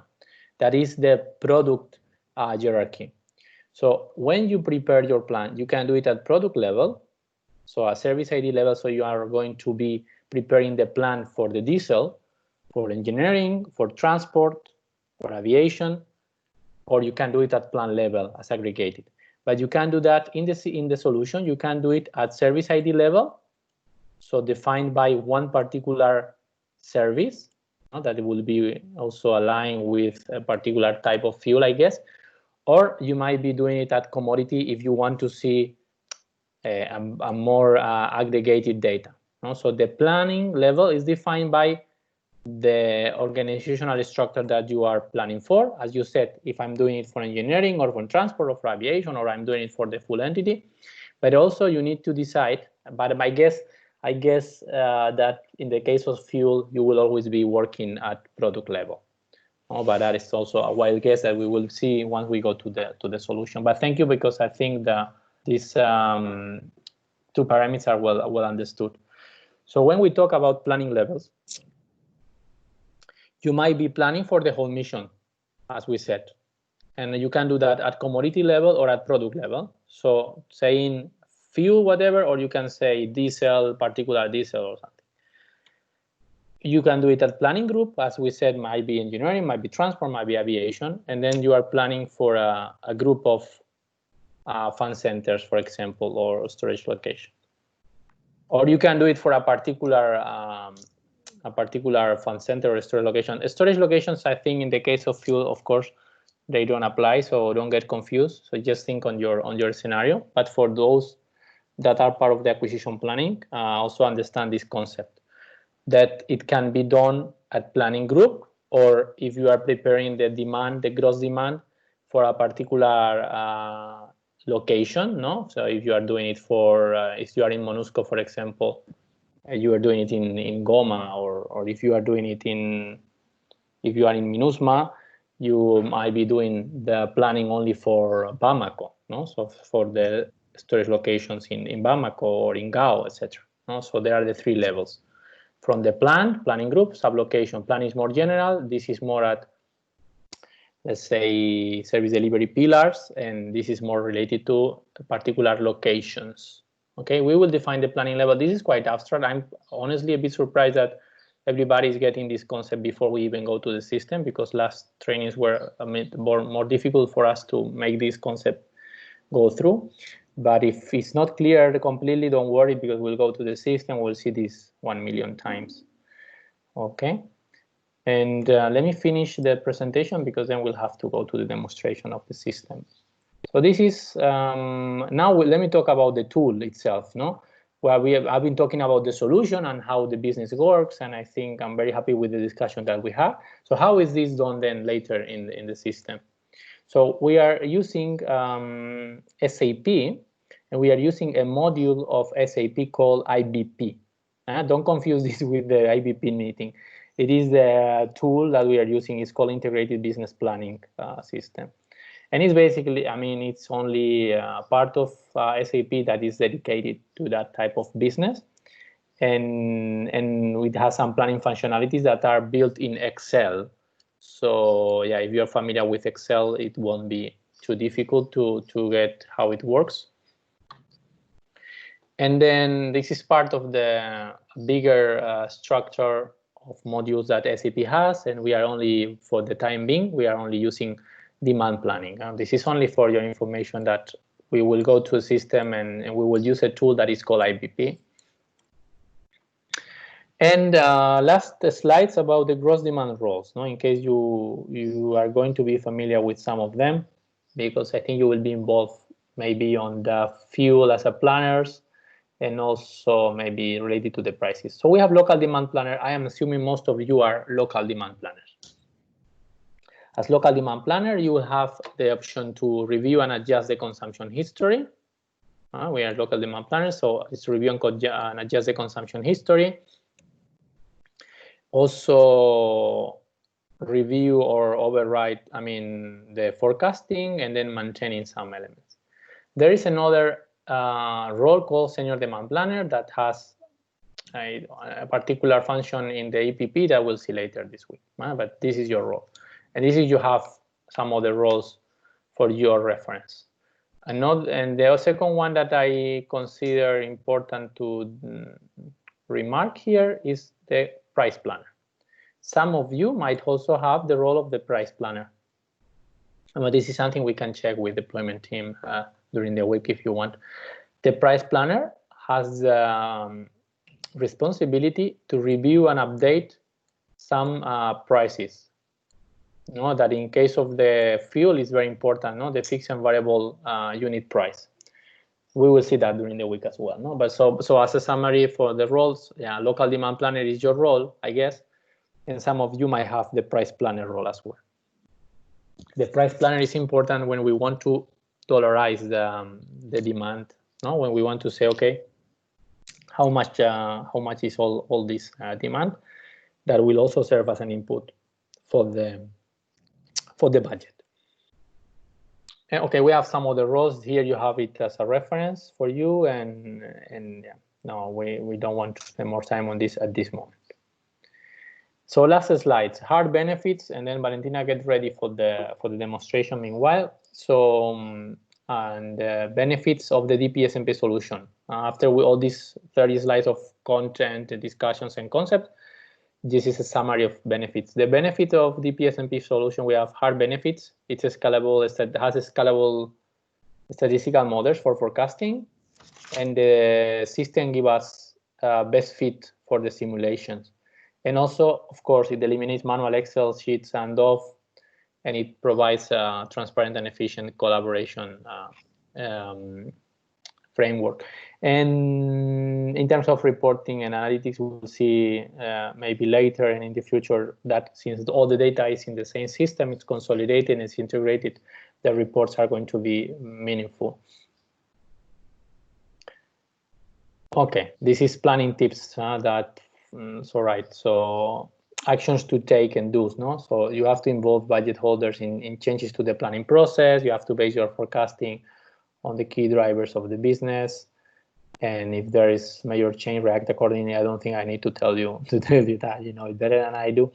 And things that we should avoid, it is wait to the end. This is an important one. Don't wait to the end of the year cycle to start preparing the planning. Remember, we are introducing the concept of the rolling plan. This, especially for fuel, is important.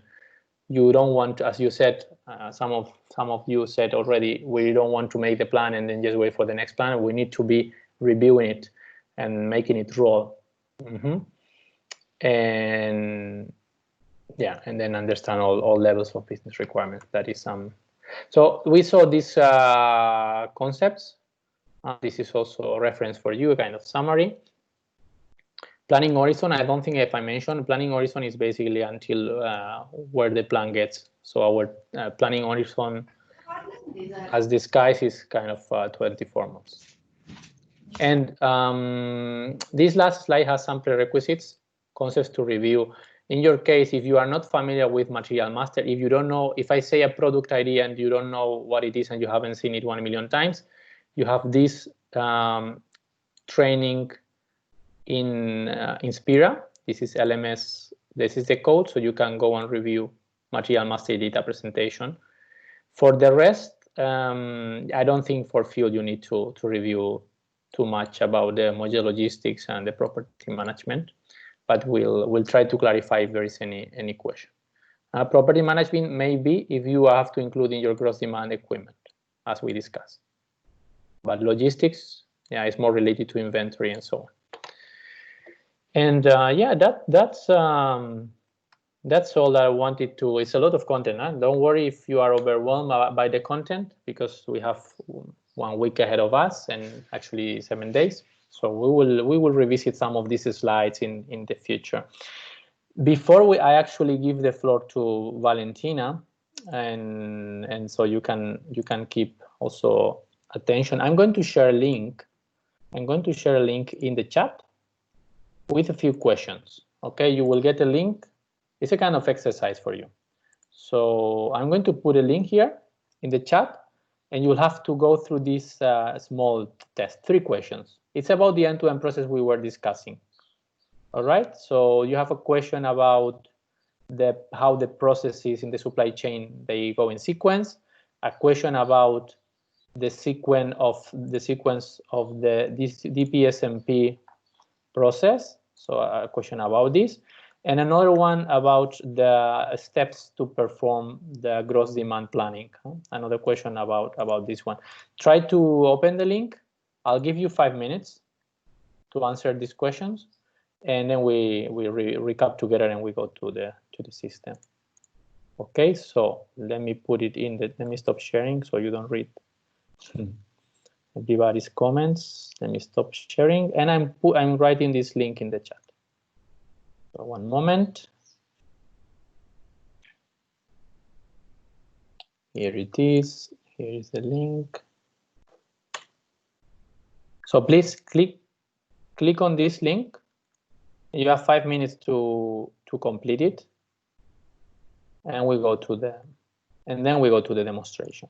So we try to do this kind of thing so you are not all the time listening in a passive mode. So we can keep your attention up and running. So please click on the link and let me know when you finish. You can just put a message in the chat if it's okay with you. Of course, this is not part of the evaluation, so if you don't know the answer, don't worry, just try it, think about it, and we will review it together.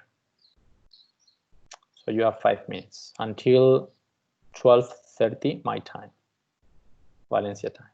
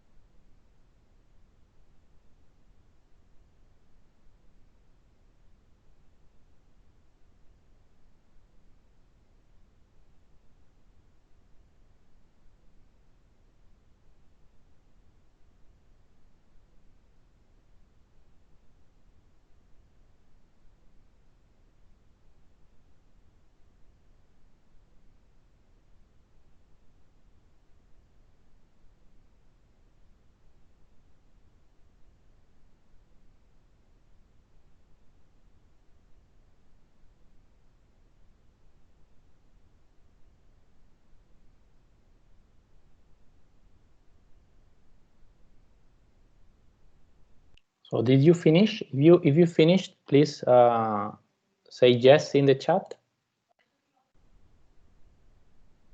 In the meantime, I think Weini, you have a comment. Your hand is raised, so let me know, please, if you need anything.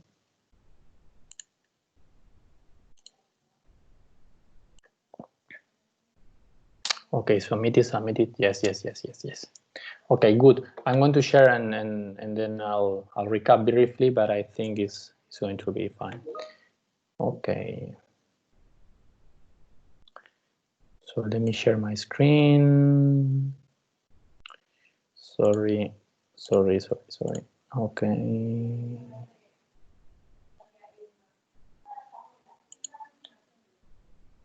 Okay. So this was the test. So the below is a list of supply chain processes. Now put them in order. So you have actually here on the slide the sequence on the one of the first slides, right? Plan, source, deliver. So we have the sequences. This one. No? You should have drag and drop. So plan is the first process. Source is the second process. Deliver is the third one. Return is the last one. All right. Question 2 was about the steps of the demand planning and supply network planning process. So the first one is, I hope this one you put it the first one, gross demand. Oh, I didn't drag it properly. Then we have net demand, right? If you have any doubt, you have it here. I think I showed it already before. Gross demand, net demand, BPC, source and acquisition planning. Okay. Net gross demand first, net demand.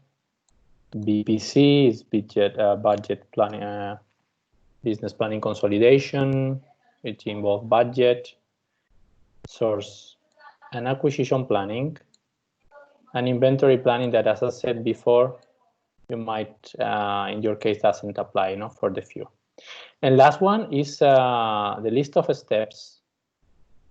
The list of steps for the gross demand formulation. So we have review and adjust historical data. We have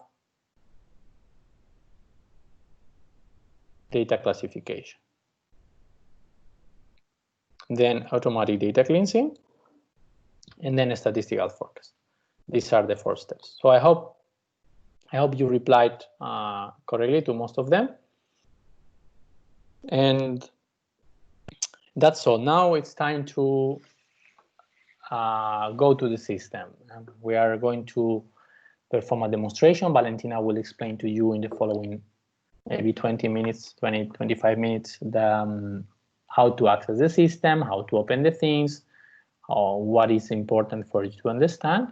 And then later today, or if you already tried, we will ask you to try your credentials and perform this exercise. If you have any issue, you'll just let us know. We will support you. And if there's an issue with the access, as Cyril said, we will track it. We will report it to Moja. Okay, Valentina, are you ready?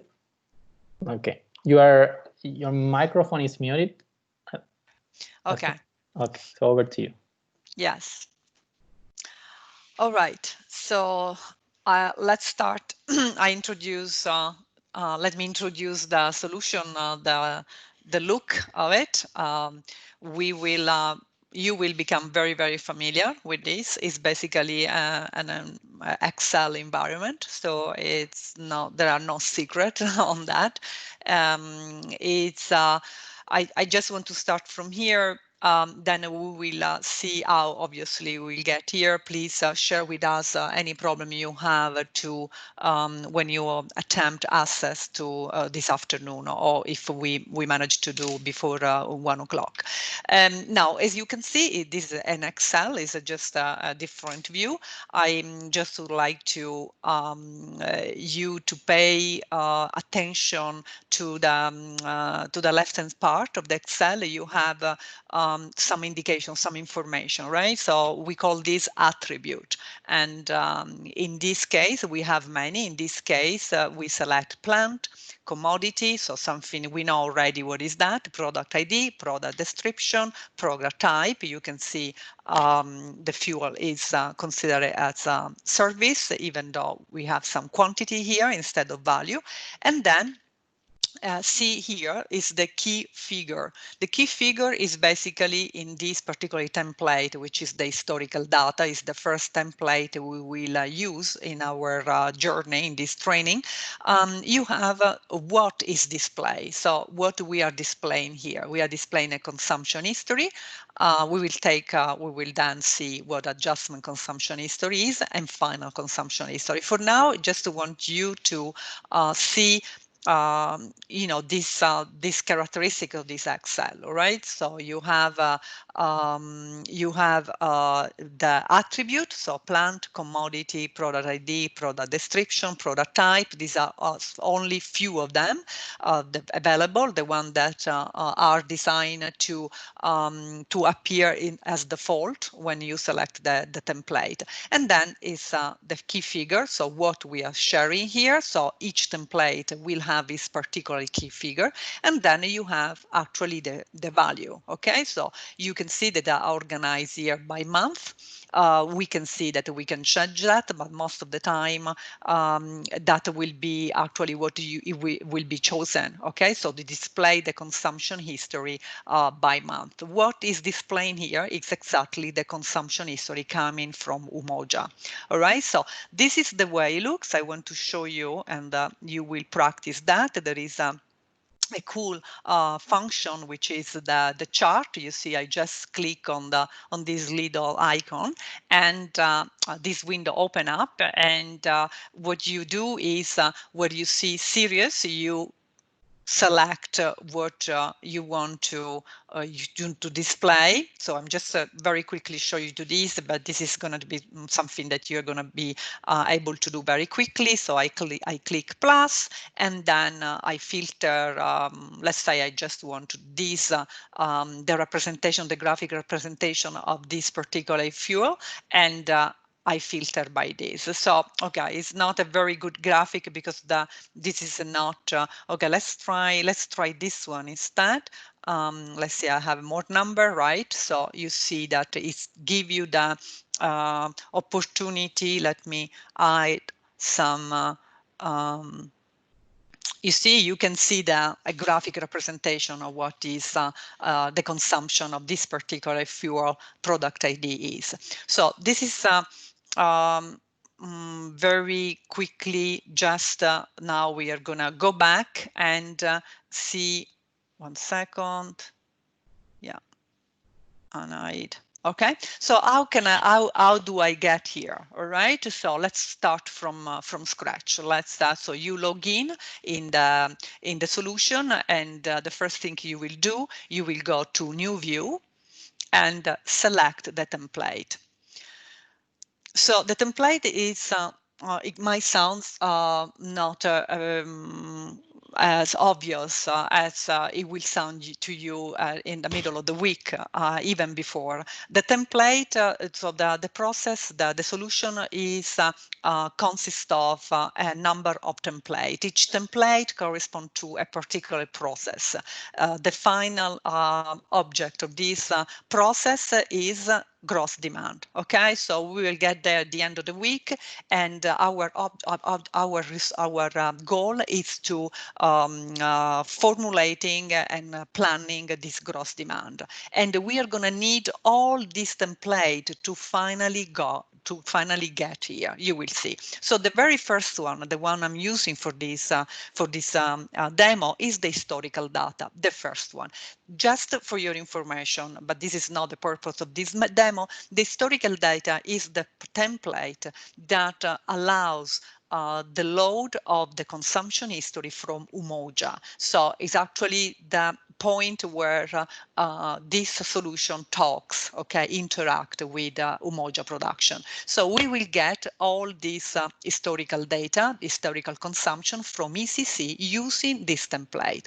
So this is something you will perform every time you access the solution, which is you come here, as I said, this is will open up, all right, when you so let's start over. When you go, obviously, this part will not be visible when the first time you load it, right? So you open the access, you access the solution. So you go to New View from Template, and you select Historical Data, all right? And nothing changed, but it's just set up and chooses the information by default that you are going to see in this solution. So let's see what you see. The first things, look here, you have time setting. What is this? Is this basically also by default is telling you how the information is going to be organized. So we want, okay, a period, we want month, but I'm going to show you. You can choose a different setting, okay? But month is going to be shown by default because the easiest way, and it makes sense in terms of data that are coming from ECC.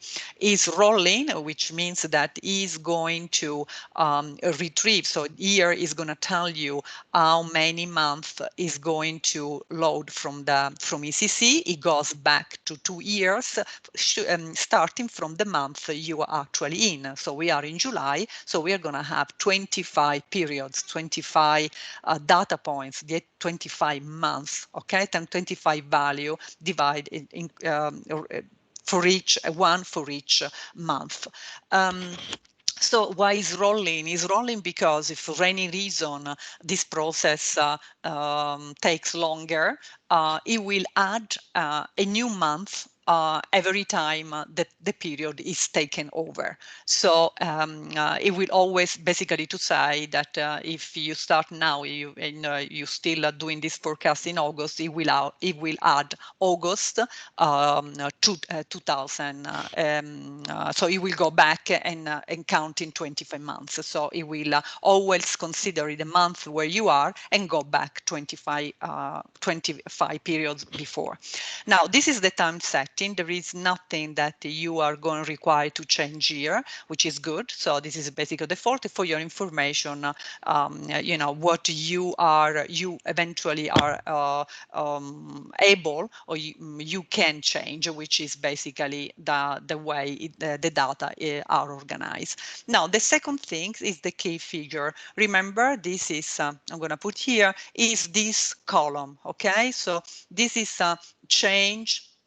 It changes every time we change the template, which means that this key figure, consumption history, adjust consumption history, final consumption history, are characteristic of this template, of the historical data template. If we change the plate, this key figure will change because this is represent actually the process that is going to be performed by the solution. So this is change. The consumption history, adjust consumption history, final consumption history, these are by default. They are not to be changed in any way, even though you can see how many options eventually the solution gives. Now, the layout is basically a summary of, one second, let me close this, is a summary of what is represented in your Excel. So you say in the axis, I have plant, commodity ID, product ID, so I have all these. In the axis, I have the time period, okay, so the month. So also here, the only things I want to show to you, this is a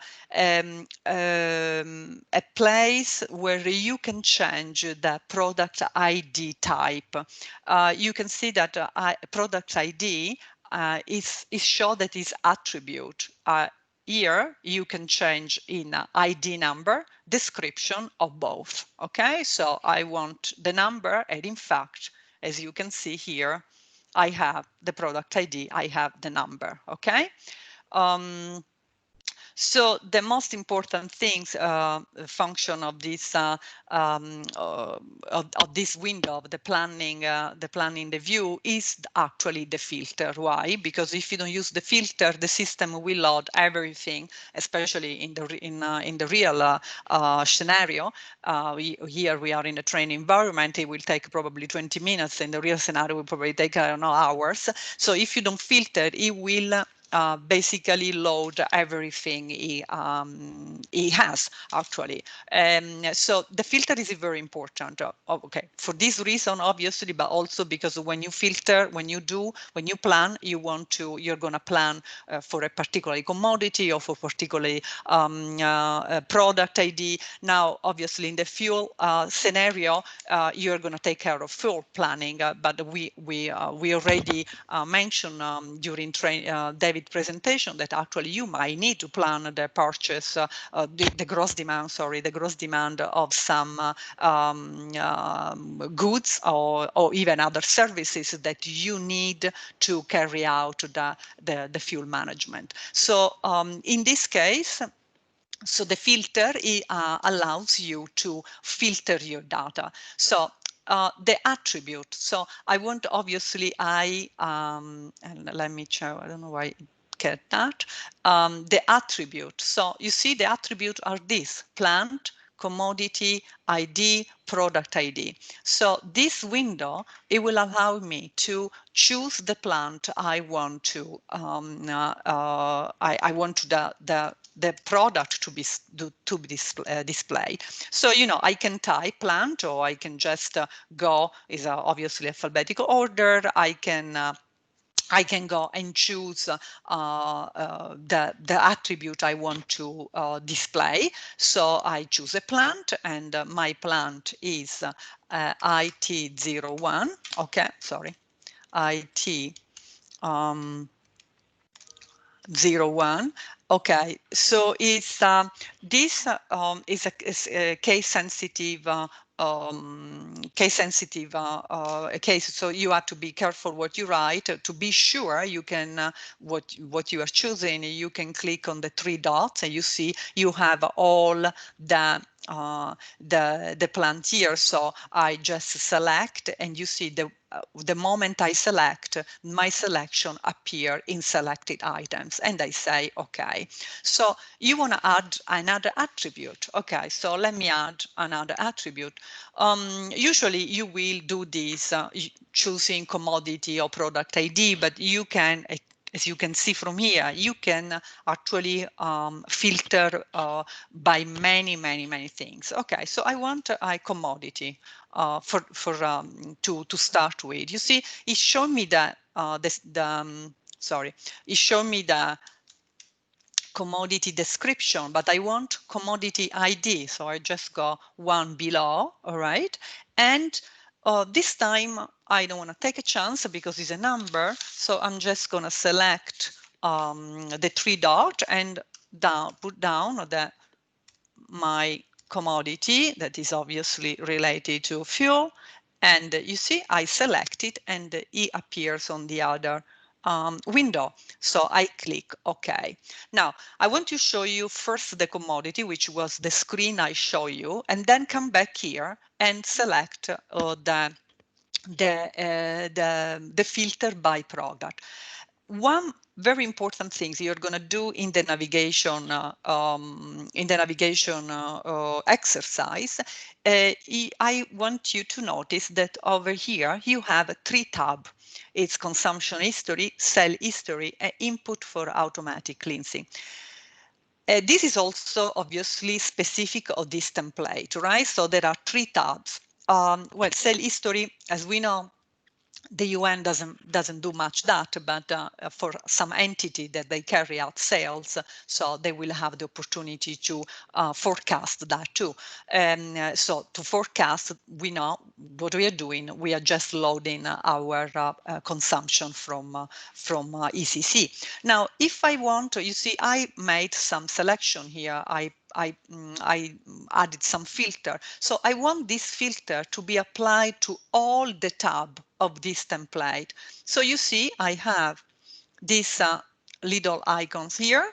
I click it, and this is a copy setting. So what I'm doing, I'm copying the filter and nothing else. The other are for more advanced function that we will probably never see. So we copy the filter. So what we want to copy? We want to copy the filter from where? We are in the consumption history tab, okay? And we want to copy this from the consumption history to the sales at the input, all right? And then I say copy. Okay, so now once I click OK, but before that I want to show you something else. Once I click OK, this filter will be applied also to the other tab. Now, what I want to show you is that this, let's say that you start to work on this, planning, gross demand planning for the fuel, and then you are busy with something else, and you don't want to lose this work that you did, so you can save the this filter search, I mean this planning, and okay, you can see here there is one already saved, but if I say add, I can choose, so I will say, I will choose the SVG, fuel, and I will put IT01, okay, and I add. So now, okay, let's think. So I think it's already done. You see, I have here. So when I come back, I can retrieve this search. Okay. So now I click OK. I'm ready. Let me uncheck this because not because you have to do that, but because otherwise it will take a long time. So I close this and I click OK. So again, what I did here, I check the time. Okay, it goes back to 2 years. Then the attribute, these are default. I'm fine with that. This is what it will be displayed. Okay, but I can change it. So, for example, I don't want the product type, so I delete it here, and I want the base unit of measurement. And so as I click here, you see anything I click is going to appear as selected. Okay, so let me take away this. Okay, but by default, that's what you will have: a plant, a commodity ID, a product ID, a product description, and the quantity value, as I show you here when I open the screen before. Okay, so now we say that the layout is just a summary of what is going to be displayed.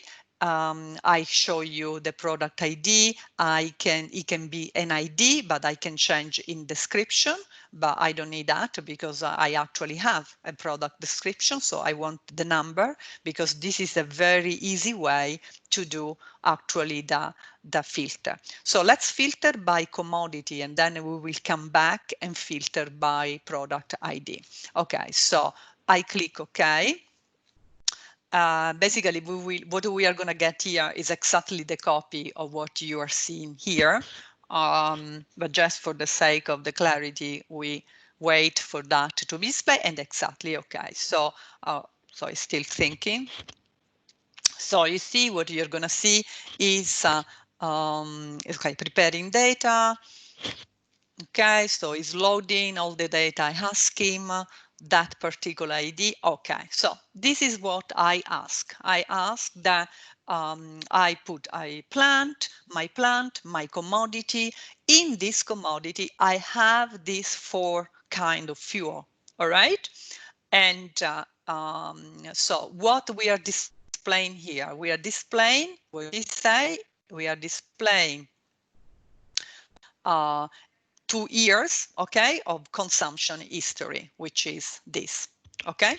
So we are for this product, the consumption history is this one, and this is the total, okay? Because we didn't adjust, but this we are going to see tomorrow in the historical data template when we actually explain what the key figures are here for. But the things that I want you to show you is that I filter, okay, some data, and that's what the system is telling me. It's telling me, okay, I don't have data for this heating oil, but I do have data for the petrol, the diesel, and the other, and the facility diesel. So whatever that means, it's more, it definitely is clear for you more than it's to me.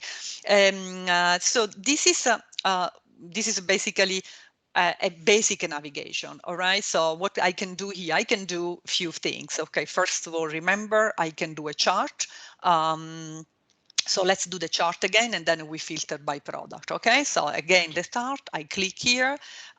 It's asking me what you want to represent. I want to represent this consumption history, okay? This data. All right, so I select consumption history, and I select plus, you see? And then this is give me the entire commodity, all right? But I want actually, sorry, no, actually I'm right. So it's displaying the consumption history, and I filter by this product ID. It will give me that only this, the graphic representation of this value, right? If I delete this, it's going to give me the entire commodity. So I'm going to sum all this. Now, you're going to use that. It's very useful when you are planning to see the change or the trend of the consumption of your product. What I want to show you is when you are here and you say, okay, I have too many products here. I want a couple of products or even one product. So how do I go back to the planning view? You see, when we entered the system, we went to new view. Now, I'm already did some work and I want to go to back, and so I click edit view. All right, so I want to edit my view, edit planning view. Okay, and I'm here, which is, you see here, SVG fuel IT01. This is my filter. Okay, so it's so I'm back here and I want to add a filter. Now I want to filter by product. So I just type pro. You see, it already gives me some product option. No, this one. From pro is very sensitive, my computer. So I want product ID. Okay, and also here, I don't want to take a chance to write the wrong number. I just go here, and as soon as I type, I have 40 here, you see, first of all, it's selected with 3, already knows that I'm asking for a service, and I select this. No, it's not that, 1 second. So it's 3, and it ended with 422, so I can look at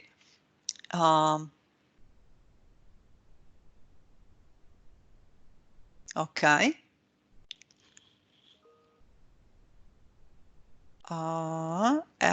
Okay, here. So I select this. So I select this and I say okay, and then I click OK, and it will change the view. It's gonna check. What do you think it's gonna say? It's gonna do exactly. It's gonna take off all the others, okay, and show me only this particular product.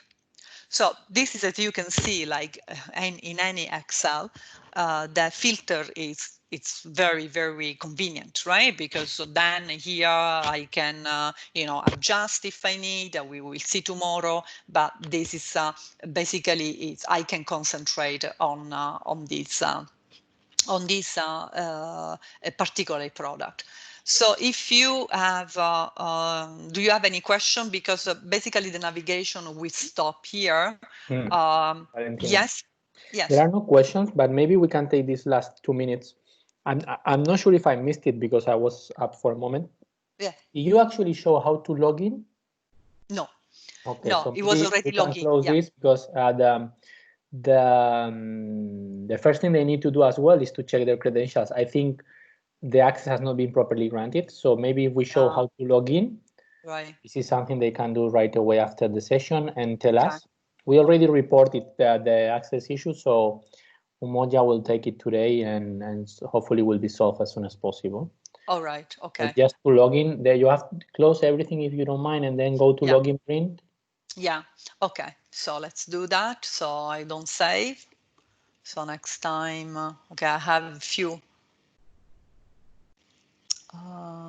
So, but you mean from the from the Citrix? From Citrix, yeah. So they know they have to open the browser.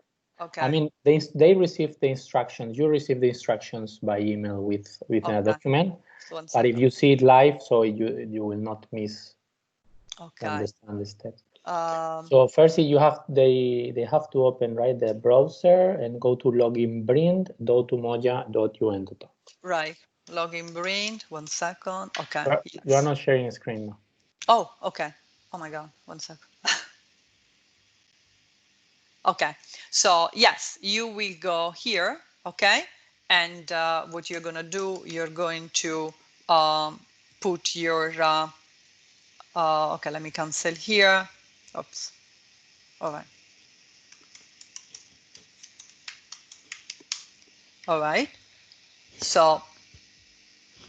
And very important, notice that we did not go to umoja.un.org. We went to loginbrind.umoja.un.org. This is where the training server is. Yeah, 1 second, because I'm or maybe I can share if you want, Valentina. No, okay, I did it because otherwise I wouldn't. Okay, continue. Yeah. Well, I hope you encounter this. Okay, let's do manually.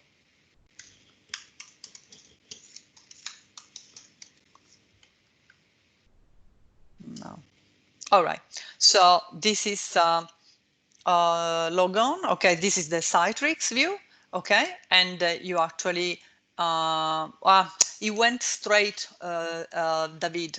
But okay, so you see, can you see my screen? Yes. Okay, so you see, guys, this is the login Brind umoja.un.org, and then you will get where I was trying to put that's what you will get, the Unite ID. So you put Unite ID and you will get here. The most important thing is to have utilities 10, all right? So if you have that, you're almost good to go. So you will click that, and you see the IBP solution is here. Okay, the IBP DEV. So you will click and it will download. Okay, so 1 second, I have to minimize this because otherwise I don't find it. So okay, actually in the Mac I have to go here, and you see it's here. So you go to download, you click on it, and the Excel is gonna open. Yeah, and notice that this Excel that you will see is not in your machine. It's in a virtual machine somewhere. So it's not your Excel. And that's why you have this tab called SAP IBP. Yeah, so the first things it will be to have Citrix on your machine. So let's start from the very beginning. Then you are going to the browser, type login brind.umoja.un.org. You will have the window will open to your Unite ID. You will put your Unite ID, your password, and then you will get here, okay? And then you will click the IBP deviation, it'll download. Okay, it's downloading again, but I already, and then I go in the download, click it, and the Excel will open, all right? Now here, you can see SAP IBP here. You must have that, obviously, so you click on it, and you click on log on. And then you will have this window. We already preset on the IBP training environment N24, and you will click in log on.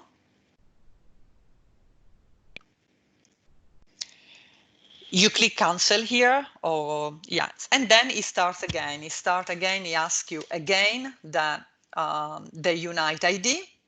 Exactly, because the first time you entered the Unite, the IDMS credential were to access Umoja, and now you are logging into the DPSMP solution. So, right. So the second time, okay, so. All right, so that's it. Yeah. That's it. Okay. So now, you might get an issue when you are entering the second time the IDMS credentials. If it's so, just report it back to us. But yeah, after, I think you will get a message from New York telling you to confirm again after they solve the issue. Okay. So that's yeah. Just 1 second. You see, when I open it, it was already loaded the data to show to you the solution. But actually, what you will get is this empty Excel, and you see new view here, front template. The first things I show you, okay? And then you open it here, and you select your template from here. All right. So, but the exercise is guided, so you shouldn't have problem to follow. There is a okay. Thank you, Valentina. So yeah, one of the main things today is to try the access, and then I think nobody got the access properly configured, so they will report it, and once they tell us, you will be asked to check again. Okay. Thank you so much for your patience. You are a very nice group of kind people, and I'm happy to see that the session was quite interactive. The first day is a bit painful with the access, but once everything will be solved, it will be better. So thank you so much. Thank you, Valentina. Thanks for the nice demonstration. Thank you, Cyril, as well, because you joined later. Maybe it's not there anymore. Yeah. So thank you, everybody. See you tomorrow, same time, 10 o'clock Valencia, and we are sending the email with the presentations and the recording today. And we will also put it in a repository that we will explain the following days. All right. Have a good afternoon or a good evening, wherever you are, or a good morning. And that's all. Thank you. See you. Bye. See you tomorrow. Bye. See you tomorrow. Bye. Bye. Thank you. Bye. Thank you so much. Thank you. Thank Bye. you. Thank you.